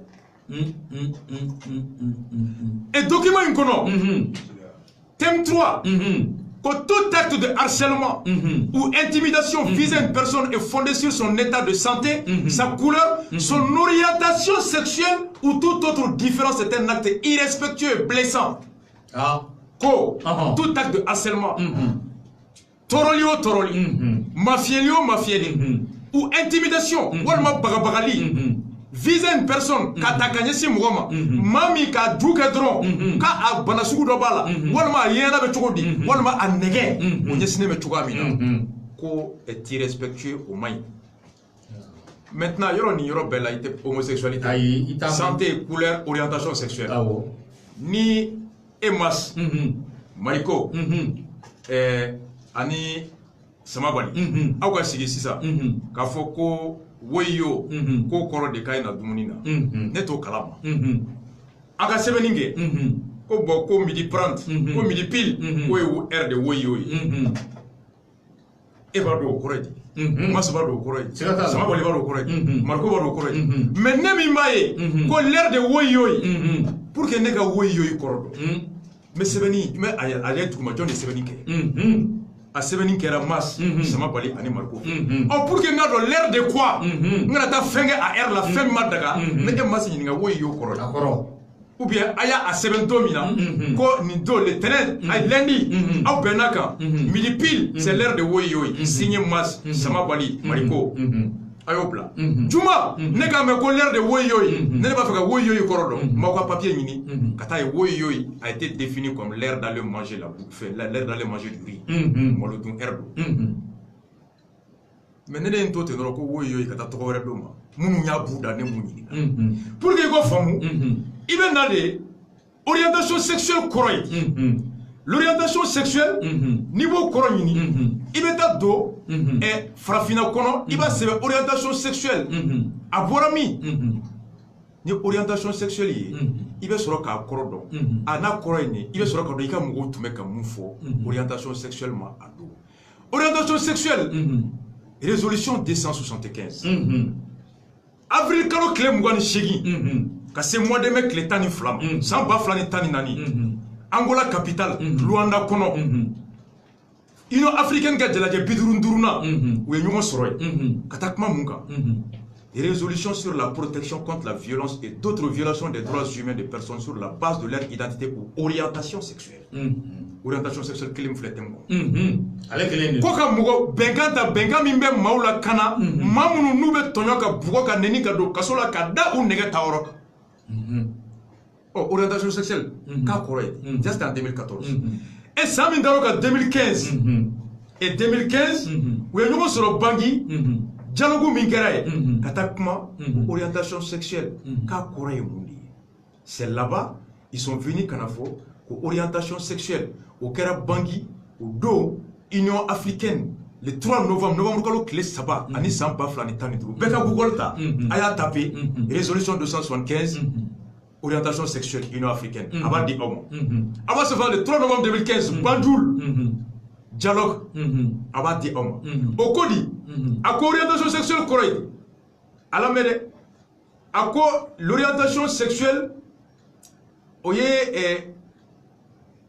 a ko d'abord mun ye LBG a ko orientation sexuelle bɛ boli LGBT a ko LGBT kɔrɔ ye a ko LGBT ye fɛn ye fɛn min bɛ lesbienne gay bisexuel et transgenre a ko lesbienne kɔrɔ ye a ko lesbienne kɔrɔ ye on entend par orientation sexuelle d'abord an ka orientation sexuelle kɔrɔ fɔ a ko l'orientation sexuelle nin dɔw bɛɛ bɛ yen Mali ministre de la justice bɛ yen affaires étrangères bɛ yen a ko l'orientation sexuelle désigne l'attirance physique i farikolo bɛ jarabi fɛn min na et l'attirance physique ko ye suguya 4 ye les LGBT lesbienne, G gay, B bisexuel, T transsexuel. À quoi lesbienne correct? À quoi effet les hommes gays et les femmes lesbiennes sont attirés par les personnes du même sexe. Il y a mes collègues lesbiennes, oui, muso et muso mbet jarabi a muso nyogona.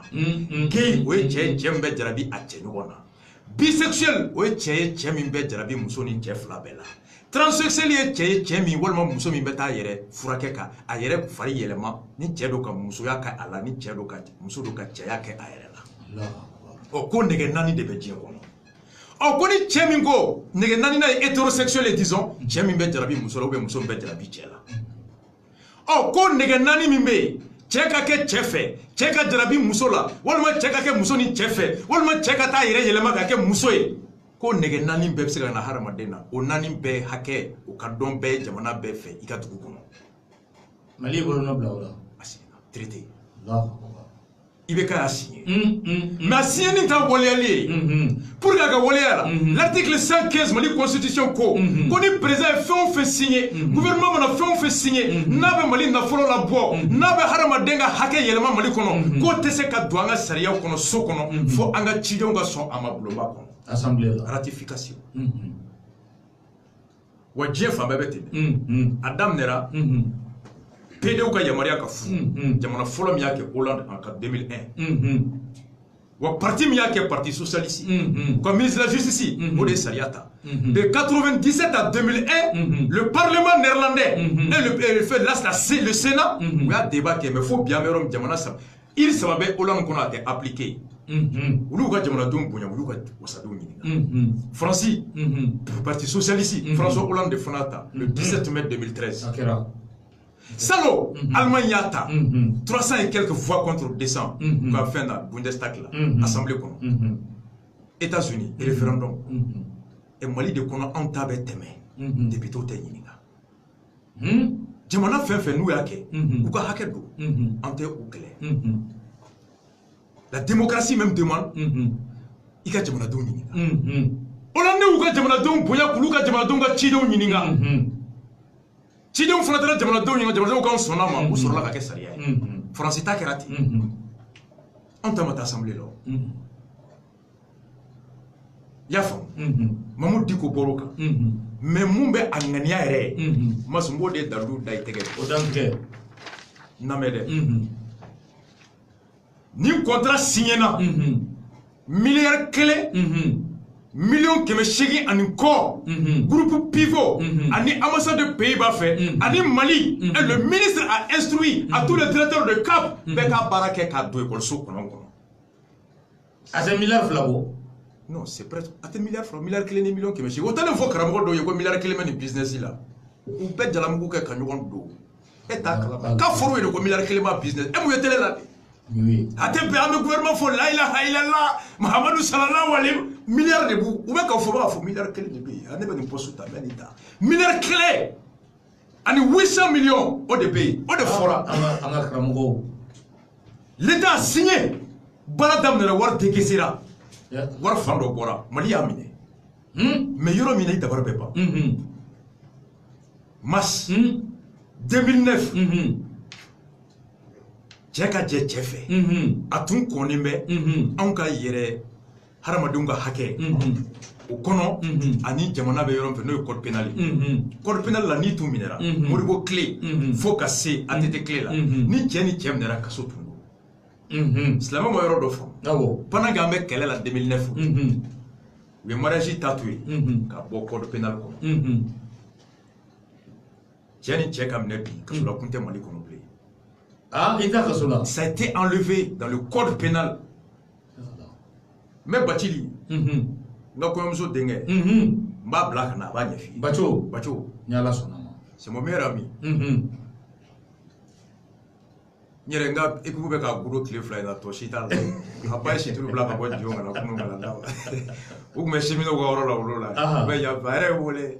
Youssouf, tu es où? Mon meilleur frère là. Ah bon, mais c'est comme ça la marche, comme bateau, il va femme. Ma blague là, vous le corps pénal gland. Où tu es parti, mi blague non. À Boré Koumina, il va venir vous expliquer. Mais au Ténétaïbi, qu'est-ce qui s'est passé? Mars 2009, Kodi adoptera l'Assemblée là, a été banaka promulgué. A blara kata deuxième lecture là. Attends la deuxième lecture là. Ounana. Maintenant, c'est mon oncle fou. Qui est avec la choukoumi. Demi sur la four qu'on a masro. Ainsi de suite.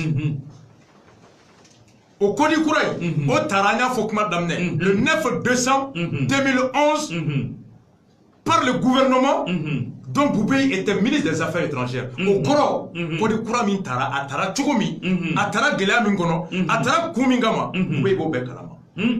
Parce que projet, deuxième lecture, gouvernement de Allah Beka Blakata. Au Kodi, article 80 Kodi, Mas, à la mairie. Code Coran même Mali qu'on est fou code des personnes et familles. L'article 280. À quoi le mariage est un acte public par lequel un homme et une femme consentent d'établir entre eux une union légale. Ko furu ye ko ye komi n'a beke benyana wa ni abeke benyana tieni muso fe munu jera ka sigi ke ɲɔgɔn fɛ. Ko tieni muso. Un homme et une femme.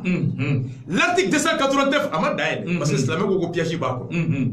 Sinon kodi kɔrɔ ni kun t'a kɔnɔ. Mais silamɛ ko ni furu ye nin ye. Furu min fana dagalen tɛ o fana ka sɛbɛn. L'article 289 a écrit le mariage est prohibé entre furu haramuyalen do maaw ni ɲɔgɔn cɛ minnu le fils et la mère fa ni ba den ni ba tɛ furu ɲɔgɔn le frère et la sœur kɔrɔ ni tɔgɔ tɛ furu ɲɔgɔn le père et la fille fa ni den tɛ furu ɲɔgɔn l'oncle et la nièce en ligne directe et au premier degré bɛnkɛ n'a a denmuso bɛnkɛ directi olu tɛ furu ɲɔgɔn neveu et la tante maternelle ou maternelle den a n'a fa kɔrɔmuso ou bien a ba kɔrɔmuso olu tɛ furu l'homme et la femme qu'il a allaité muso min y'a sin don i da i t'o furu l'homme et la fille de la femme qu'il a allaité muso min y'a sin don i da i t'o denmuso furu l'homme et la tante maternelle ou paternelle de sa nourrice muso min y'a sin don i da o tɛnɛmuso fa y'an fɛ ba y'an fɛ i t'o furu l'homme et les enfants de la fille de sa nourrice muso min y'a sin don i da i t'o den furu l'homme et la mère de sa femme i den c'est-à-dire que l'homme et la mère de sa femme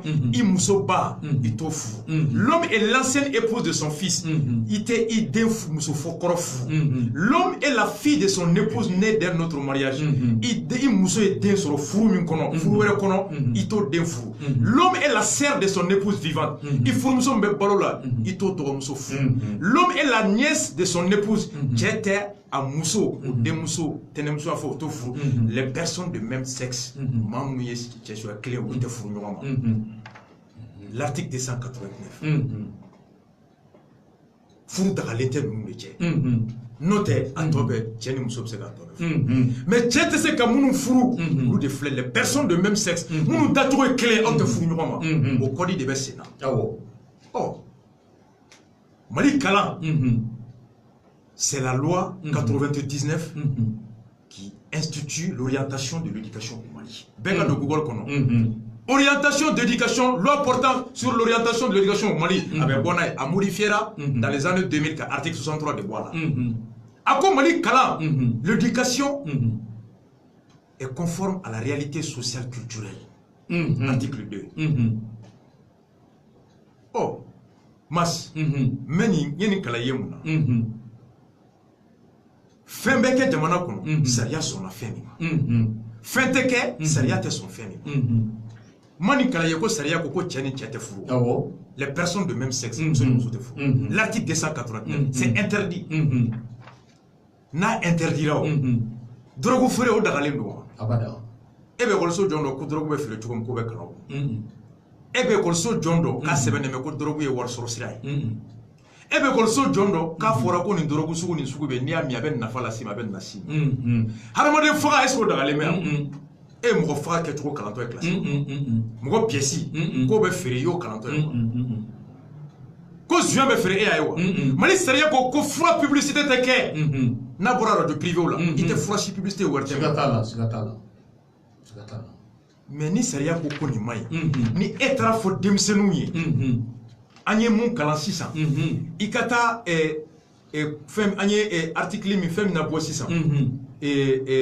Mamadou Diko bɔra ni thème min thématique min ye fɛn kɔnɔna la ni an y'a kalan k'a fɔ ko inclusion tolérance denmisɛnninw ma u ye mun papier labɔ ni Mamadou Diko bɔra k'a kɛli ma ɲi mais mas exercice min b'a kɔnɔ n'i y'a exercice ta a bɛ mun de fɔ exercice la i bɛ n ka analyse faamu sisan u ko ni kalan bɛ kɛ denmisɛnninw kun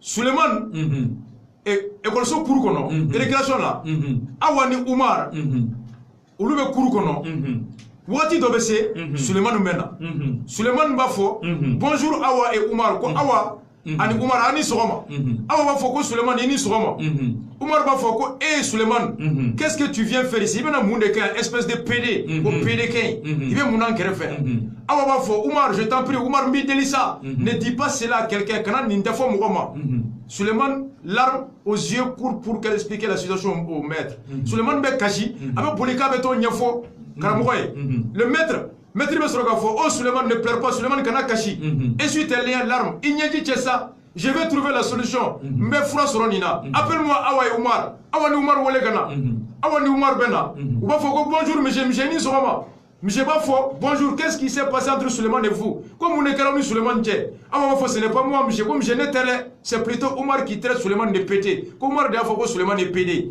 maître ba fo Umar est-ce que c'est vrai ce que a dit maître ba Umar ko tient do Awai mon foi Umar ba fo ko oui monsieur ko tient do ko Suleiman est toujours avec les filles ko Suleiman Framani musulmanu me ñogon fait il a toujours des comportements féminins même dans leur famille ko ni ayewo ye ba fo ko muso abe muso ko ke wala la lu ko du kono il porte souvent des vêtements de femmes comme abe muso finundu il joue rarement avec les hommes quand Framani ni tchauta kulengeke pendant les week-ends quand les week-ends on fait on les voit avec un autre PD de leur quartier quand mani PD wore mu fana bo quartier kono kuma be maître be soroka mu fo ko est grave d'être avec les filles et ko jugo do tieni muso ka ñogon fait Oumar, tu n'as pas du tout raison.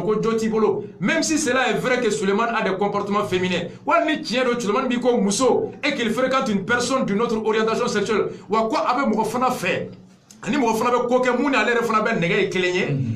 ne dois pas le rejeter que ce soit à l'école, et dans la société, il faut accepter les autres avec les différences.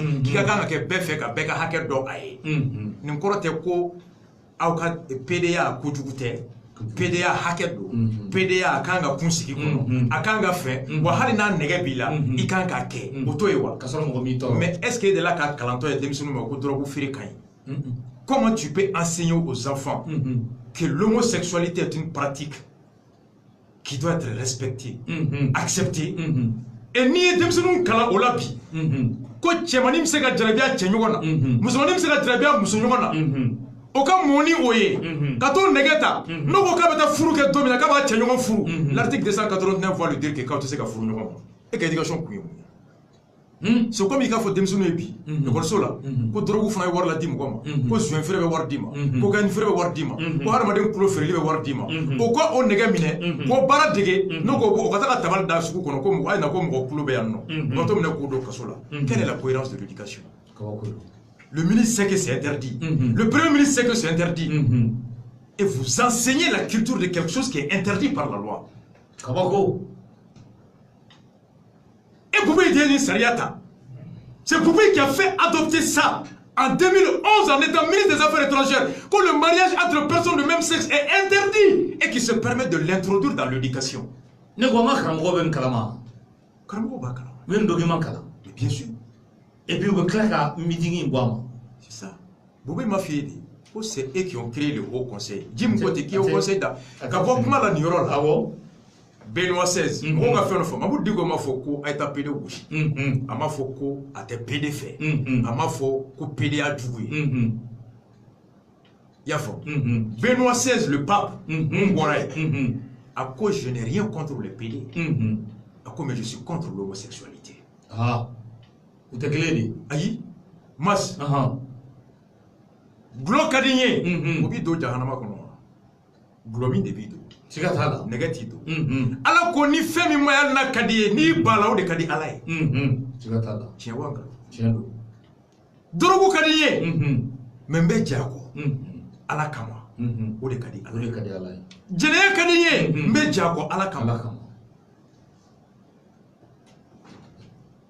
Muso ñogon kadi muso ye ñe nche ñogon kadi ñe mais ala ko may me jako enche ñogon kadi ñe o nege minele ti do jahanama kono mais ibe fere min tige ki banko nege la waleya ala o de ñini fe o de kadi ala ye nege ndeye homosexuel l'homme qui a des hormones à dominance féminine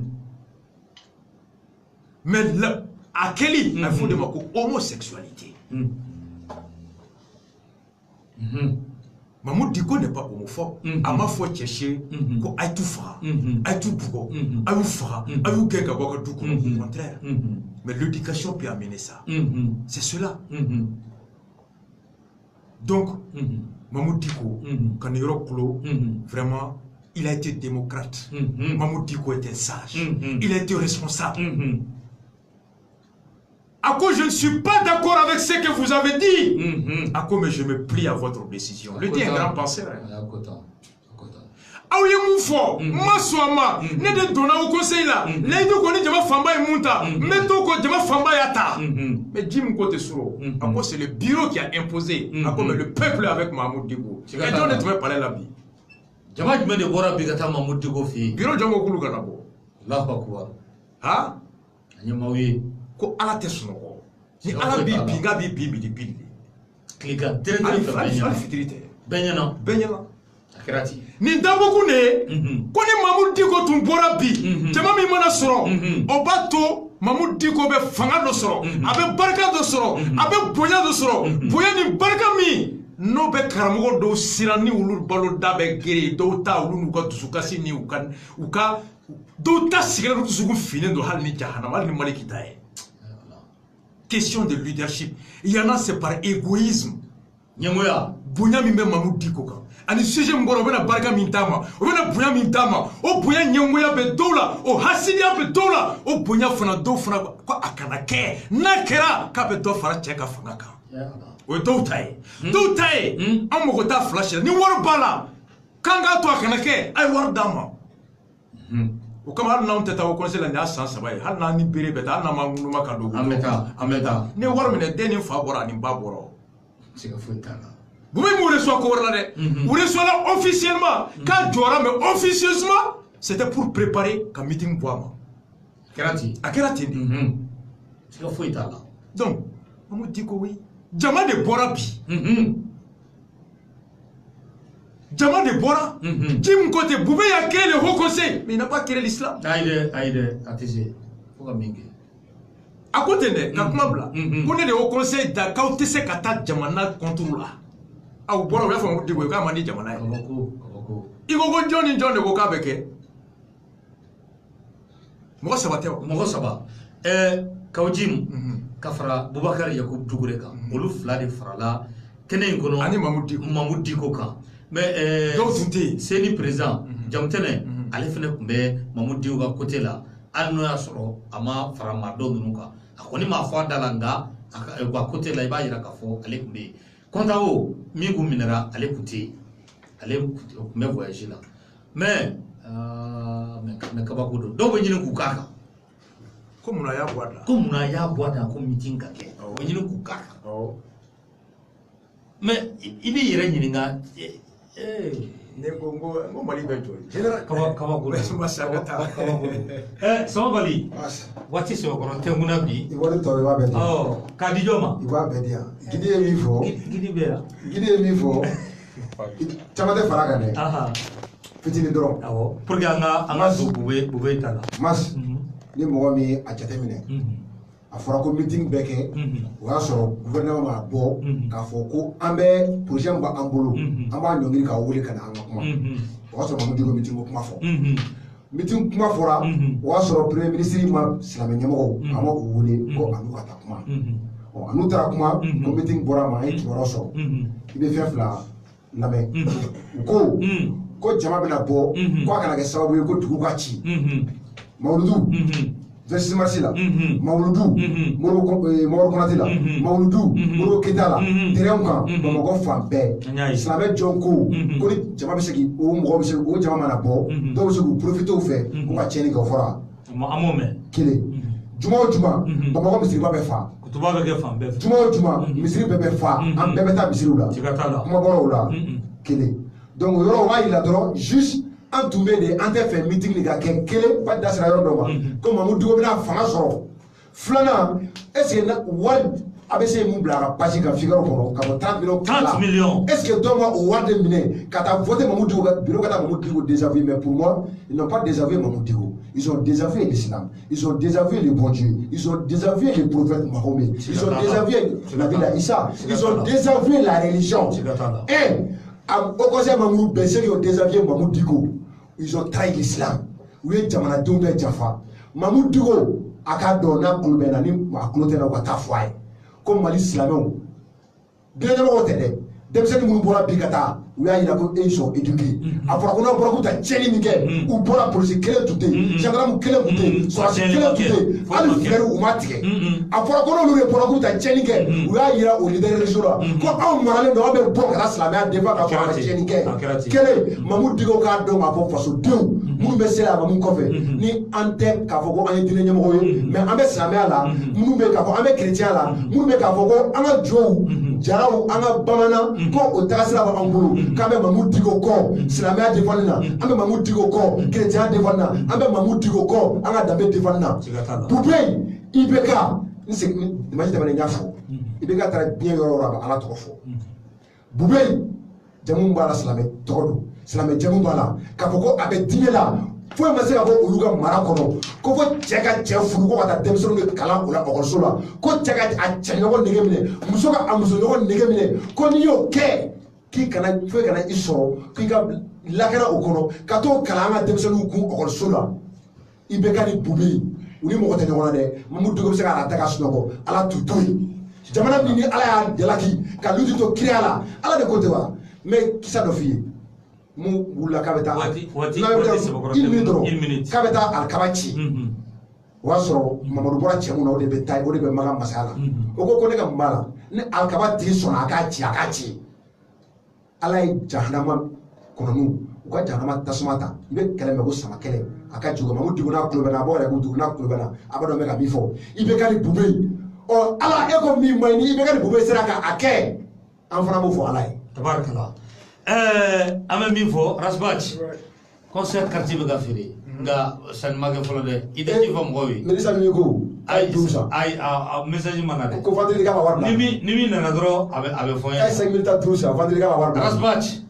sanni ma kɛ fɔlɔ dɛ vraiment i tɛ kuma maaw fɛ non hali mercredi bɛ émission ka kan tabarakala il faut que sanni ka kɛ sanni ma kɛ fɔlɔ dɛ parce que an bɛ kuma min na radio la courant bɛ sara siga t'a la radio bɛ yɔrɔ min a luwanse bɛ sara siga t'a la appareil minnu bɛ yan faut k'u kɔlɔsi siga t'a la ji bɛ sara siga t'a la mɔgɔw de bɛ appareil la fonctionner personnel fɛnɛ mɔgɔw de bɛ si baara la u bɛ sara siga t'a la yiriden ka di maa min bɛ ji k'a kɔrɔ o t'i fo siga t'a la sinon Peace FM a ka contrat sɔrɔli bɛ ka dɔgɔya dɛ a bɛ ka dɔgɔya sujet bɛɛ bɛ fɔ yɔrɔ min walahi a bɛ ka dɔgɔya ci de bɛ bila ka taa ministère kɔnɔ aw kɔni ni radio aw kana marché d'u ma tiɲɛ don aw kana marché d'u ma u t'a fɔ k'u tɛ jamana fɛ k'u tɛ fanga fɛ a bɛ fɔ tan k'a tɛ an fɛ k'u t'an ka régime fɛ siga t'a la donc comme u tɛ se k'i daminɛ u tɛ se k'i don kaso la u b'a fɔ n'i y'a ye i bɛ kuma kuma tɛ taa musaka minnu kɔ o musaka sɔrɔ yɔrɔ n'o gerenn'i la soit a laban i b'a dabila ka tugu olu kɔ ou bien i kuma bɛ dabila a banna ɔ aw dun ko k'an ka kuma bɛ aw nafa a b'an bɛɛ nafa ɔ mɔgɔ si kana mɔgɔ si kelen tɛ s'a bɛɛ la a bɛɛ tɛ mɔgɔ bolo an bɛɛ jigi de ye ɲɔgɔn ye siga t'a la o kama n'a fɔra ka concert billet san a kɔrɔ tɛ ko a san ka taa kulonkɛ la a kɔrɔ tɛ k'a san ka taa a banna concert nin ye sababu ye sababu min fana b'a to maaw hakili bɛ jigin ko ja an bɛ radio min na mɛn kuma bɛɛ nin y'a san 4 ye radio dɔw bɛ yen a bɛ san 20 bɔ dɔw yɛrɛ t'a dɔn n'i ma f'u ye siga t'a la an caman bɛ bi n'i ye concours kɛ Bamako ko quelle est la fréquence de chaîne D caman bɛ échoué dɛ sujet kɛ dɔrɔn ko quelle est la fréquence de la chaîne nationale e b'a dɔn chaîne nationale e b'a dɔn hali Buwa yɛrɛ t'a dɔn hali Sidiki yɛrɛ n'i y'a wele a bɛ technicien wele chaîne nationale ye joli ye de o bɛ sɔrɔ k'a fɔ 92 sogo t'a dɔn mais n'i ko Peace FM n'i ko Clélou n'i ko Renouveau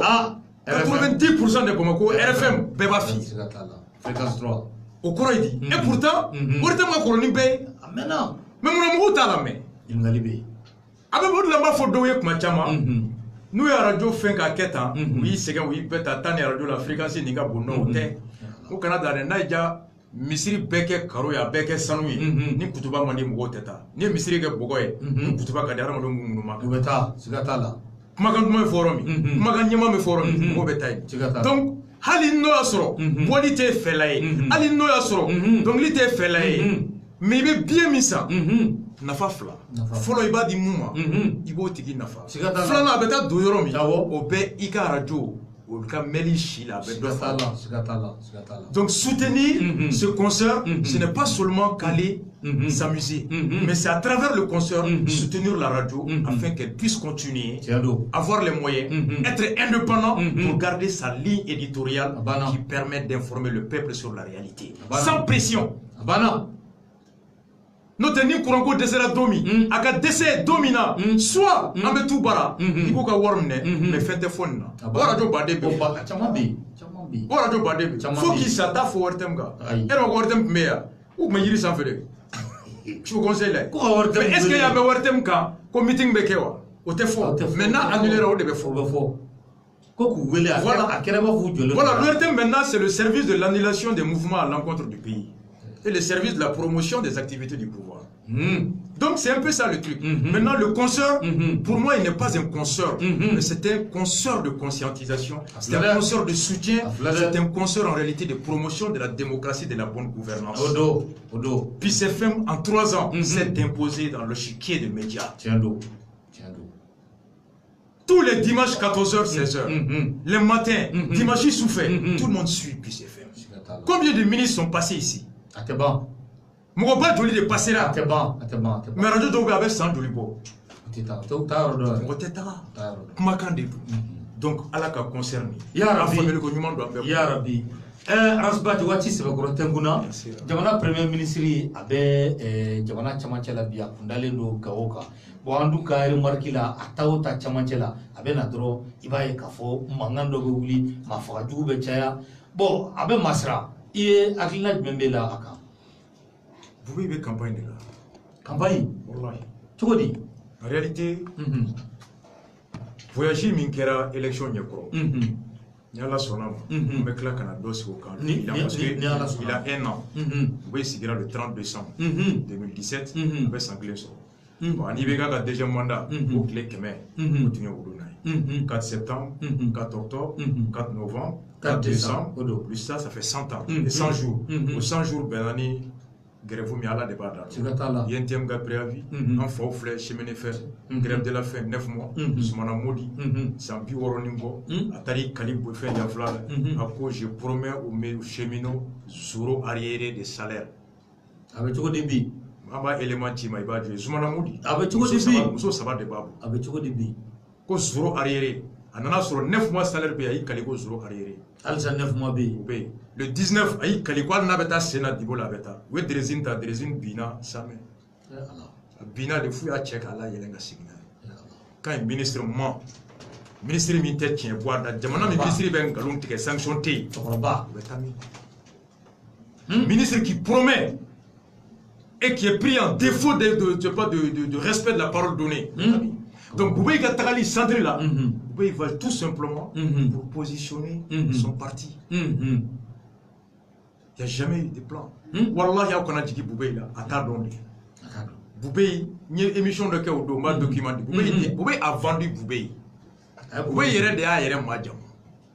Aéré de Kera, il y a des Kouyati, aéré Djabati, aéré Kata, il y a Madjamou ka sonda la sominte, de mon donita là. Pour Boubé, l'expert en sécurité.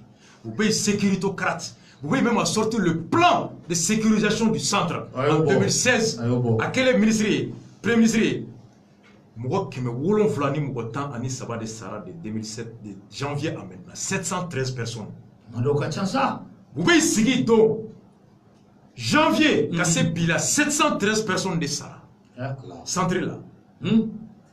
Et sans flan là-bas 2100 personnes et 1200. Mougo Bakele, ani Mougo Keme Flaoulé ça. C'est un village brûlé. Égal, enlève 703 de 1200. Non, bien allé. Vous voyez, à 1 an. Allez, quel est le sang, quel est Mougo Keme Wolonglani Mougo Tani, ça va Sarah. Au Koroko, 100 toi Minkara, avec les 2 autres premiers ministres, Moriboni, fait Ouba Tok, la 200. Vous irez tout face à 50 villages. 50 villages brûlés. Babi, ça va déplacer à 30 000 personnes. Autre problème, il y a un chiffre 130 000 armes légères en circulation. Marfa ba kemeni babi ça va de yala la mo boloti. Dugu joli de ben bikulu et brigadiste ku garola. Bamako re kono. Mo be ka mine ya. k'u ka dugulamɔgɔw ye kɛti kɛ ka wari c'u ma k'u ka marifa ni grenade san k'a c'u ma. Donc le bilan de Boubé c'est pas que Boubé veut ne t'a bisiri ko tiɲɛni ka di Boubé ye k'a ɲagami Boubé t'a dɔn de wallahi a bɛɛ ni Ala cɛ Boubé ma juguya tɛ ani fɛn fɛn baara kɛ i bɛ Boubé ka bilan ta de 98 ans maintenant ça me fait 1 mois mec à travailler partout où il est passé Boubé n'a fait des résultats que dans des situations d'urgence. Mais nous terminons dans la durée le bilan de Boubé est zéro. Il n'est pas, c'est pas un nom. Il n'a jamais fait ça. Boubé est un bon exécutant, c'est un Bob Dinar. Atissé. Il va aller blalader. Il va aller blalader. Waita bla wati bere, il va bla koni d'or la no bana, il va se créer. Non, non, il va claquer à voler. Donc, ni demandant confier Boubé là. Boubé n'a pas ça. Le chèque, le résultat, masse. Prends tout simplement. Président Kadi E, il était que président n'y court d'hôtel. À la bande la trade des faux coffres. Ni Boubé dia tu ibeka pasira. Ni Boubé dia tu mangan basira. Mon problème te m'rochi dala.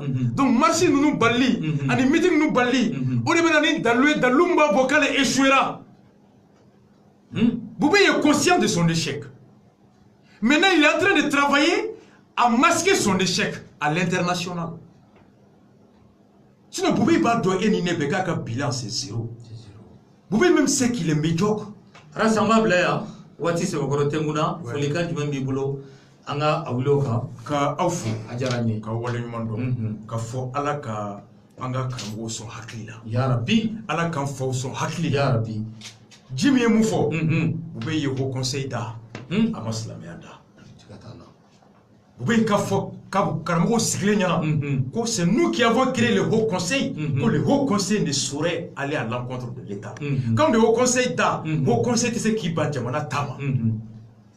Au meeting mandi Jamana, au moins que l'on va boni couronner, ni à disay, katafo, ka keli tebe, a mandi Jamana, kankana ke. De dominani jamana tane ala tatebe karamogo koko jamana de ala ala rete ala eble tigatala fate kroba denga la delikama toko ba imbepa bloki ba imbepa katkati bepa kolosi jamba bukana kala benkana yalala je suis leader religieux leader quoi dore ko leader dealer religieux Rafacha, Amivo, à la campagne, Yarabi, Arabado, le 26. Le 26. Ambe au Kaola. No Kera. Janvier. Ambe claque en désobéissance civile. Est-ce que ça va combien impôt la blé? Le 26 mai. Oui, mercredi, l'émission. Mercredi, Moke, Nyoke. Grand dossier là. Grand dossier. Nyoke. Mais sur une semaine, à reposer. Faites ici là. Quand Dia, il fallait dans janvier. Allah. Rastafari.